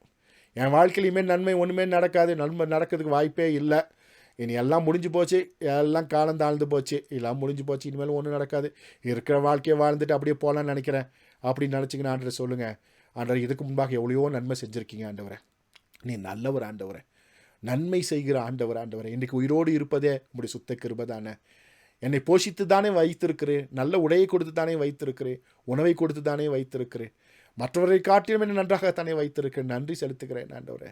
டோடா ரபா இயேசுவா, உமக்கு நன்றி இயேசுவே, உமக்கு நன்றி இயேசுவே சொல்லுங்க. டோடா ரபா இயேசுவா, ரொம்ப நன்றி ஆண்டவரே, நன்றி செலுத்துகிறேன். உமக்கு முன்பாக நான் நன்றி செலுத்துகிறேன் ஆண்டவர். இரு கரங்களை உயர்த்தி உமக்கு முன்பாக நான் நன்றிகளை ஏறெடுக்கிறேன் ஆண்டவரே. இன்றைக்கு என் வாழ்க்கையில் என்னை சீர்தூக்கி பார்த்து என்னெல்லாம் விளக்குகள் அணைந்து இருக்கிறதோ அதெல்லாம் பற்ற வைங்கப்பா. அன்னை இழந்து போன என்னுடைய எல்லா ஆசீர்வாதம் பெற்றுக்கொள்வதற்கு, இனிமேலும் எதையும் இழக்காமல் இருப்பதற்கு அத்தனை விளக்குகளும் எரியட்டும் ஆண்டவரே. ஒரு சில நாட்களில் ஒரே ஒரு அகலோடு நடந்த நாட்கள் உண்டு, அதனால் அறகுறையை எல்லாத்தையும் செய்து நான் தோற்று போனது உண்டு ஆண்டவரே. மங்கி எறிகிற திரிகள் என் வாழ்க்கையில் உண்டு, ஆனால் வேதவசனம் சொல்லுகிறதே மங்கி எறிகிற திரியை அணையாத ஆண்டவர் என்று சொல்லுகிறதே. இன்றைக்கு மங்கி எறிகிற என் திரியை எல்லாம் பற்ற வைப்பதாக தூண்டி பரிசுத்தாவியானவர் என்னை நிரப்பி உம்முடைய ஆண்டவரே அபிஷேகத்தால் நிரப்பி, அபிஷேக தைலத்தால் அபிஷேக எண்ணெயால் நிரப்பி என் விளக்குகளை பற்ற வைப்பீராக. குமாரன் மூலமாக என் விளக்குகள் பற்ற வைக்கப்படட்டும் பிதாவே. சொல்லுங்க, குமாரன் மூலமாக உங்களை வாழ வைக்கிற பரமபிதா உங்களுக்கு இருக்கிறார். அவர்தான் வெளிச்சம், உலகத்திற்கு வெளிச்சம், எந்த மனுஷனையும் பிரகாசிப்பிக்கிற மெய்யான ஜீவ ஒளி அவர்தான். அந்த ஒளி உங்களை இன்றைக்கு பிரகாசிப்பிக்க வைக்கிறது. அல்லேலூயா ஆண்டவரே. இன்றைக்கு கரங்களை உயர்த்தி யாரெல்லாம் உண்மையாகவே ஆண்டவரே உம்மை தொழுது கொண்டார்களோ, யாடா பண்ணாங்களோ, டோடா பண்ணாங்களோ, அவங்க வாழ்க்கையில் இன்னைக்கு அத்தனை ஆண்டவரை அகல்களையும் பிரகாசிக்க பண்ணி இருக்கிறீர். உம்முடைய வல்லமுள்ள நாமத்தினாலே உமக்கு நன்றி செலுத்துகிறேன் யெகோவாவே. நீர் நல்லவர், ஜெபத்தை கேட்கிறவர். இந்த நாளிலே எல்லாருடைய அகல்களும் பற்றி எரிந்து கொண்டிருக்கிறது, அதற்காய் நன்றி செலுத்து. இந்த விளக்கு இன்றைக்கு பற்ற வைக்கப்பட்ட இந்த விளக்கு இனி வாழ்நாள் முழுவதும் அணையாது இருப்பதாக ஆண்டவர், அணையாமல் பார்த்துக்கொள்ள உதவி செய்யுங்க. இந்த 7 அகல்களும் எரிந்தால் இவர் வாழ்க்கை என்ன நடக்கும் என்பதை, இவங்க வாழ்க்கை என்ன நடக்கப் போகிறது என்பதை வருங்காலங்களிலே இவர்களே காணும்படியாக செய்கிறீர், அவர்களே அனுபவிக்கும்படியாக செய்கிறீர் ஆண்டவரே. இழந்து போன முகக்கலை, இழந்து போன வாழ்க்கை, இழந்து போன ஆசீர்வாதங்கள் எல்லாம் இயேசுவின் நாமத்தினாலே நிறைவாய் இவர்கள் உண்டாகட்டும் என்று நான் ஜெபிக்கிறேன், நான் வாக்களிக்கிறேன், உமது ஊழியக்காரனாய் சொல்லுகிறேன் ஆண்டவரே. விளக்குகள் எரிகிறது ஆண்டவரை ஆசீர்வதித்திருக்கிறேன். இனி இவர்கள் தனித்திறமை வாய்ந்தவர்களாய் உலகத்திற்கு வெளிச்சமாய், குடும்பத்திற்கு வெளிச்சமாய், தங்களுக்கு வெளிச்சமாய், சபைக்கு வெளிச்சமாய், செல்லுமிடமெல்லாம் வெளிச்சமாய், சவால் நிறைந்தவர்களாக இருக்க போகிற தயவுக்காக நன்றி செலுத்துகிறேன். உடைய ஆசீர்வாதம் நம்முடைய வல்லமுள்ள நாமத்தினாலே குறைவுபடாது. வெளிச்சம் ஒரு நாளும் இருள் அடையாது. ஏனென்றால் ஜீவ வழியாக உண்மை இன்றைக்கு ஆண்டவரே அதரிசனமாக தரிசித்திருக்கிறார்கள், கண்டிருக்கிறார்கள். கர்த்தர் ஆண்டவர்களை ஆசீர்வதித்திருக்கிறேன், உமக்கு நன்றி செலுத்துகிறேன் ஆண்டவரே. இந்த நாளுக்குரிய அத்தனை ஆசீர்வாதங்களும், இந்த கான்ஃபரன்ஸின் ஆசீர்வாதங்கள் இன்றைக்கு இணைந்திருக்கிற அத்தனை பேருக்கும் கர்த்தர் கொடுத்திருக்கிறபடினாலே உமக்கு நன்றி செலுத்துகிறேன் ஆண்டவரே. உம்முடைய வல்லமுள்ள நாமம் மகிமை அடையட்டும். ஒவ்வொருவரையும் தனித்தனியாக பேராக ஆசீர்வதிக்கிறேன். கர்த்தருடைய நிறைவான ஆசீர்வாதம் இவர்களோடு இருப்பதாக. துதி கன மகிமை மாட்சிமையெல்லாம் உமக்கு இயேசுவின் நாமத்தினாலே ஜெயித்து ஆண்டவரே வாழ்வார்களாக என்று சொல்லி இயேசுவின் நாமத்தினால் ஜெபிக்கிறேன் பிதாவே. ஆமேன், ஆமேன், ஆமேன். God bless you. கர்த்தராகிய இயேசு கிறிஸ்துவின் கிருபையும் தேவனுடைய அன்பும் பரிசுத்த ஆவியினுடைய ஐக்கியமும் உங்கள் அனைவரோடு கூட இருப்பதாக. ஆமேன். God bless you.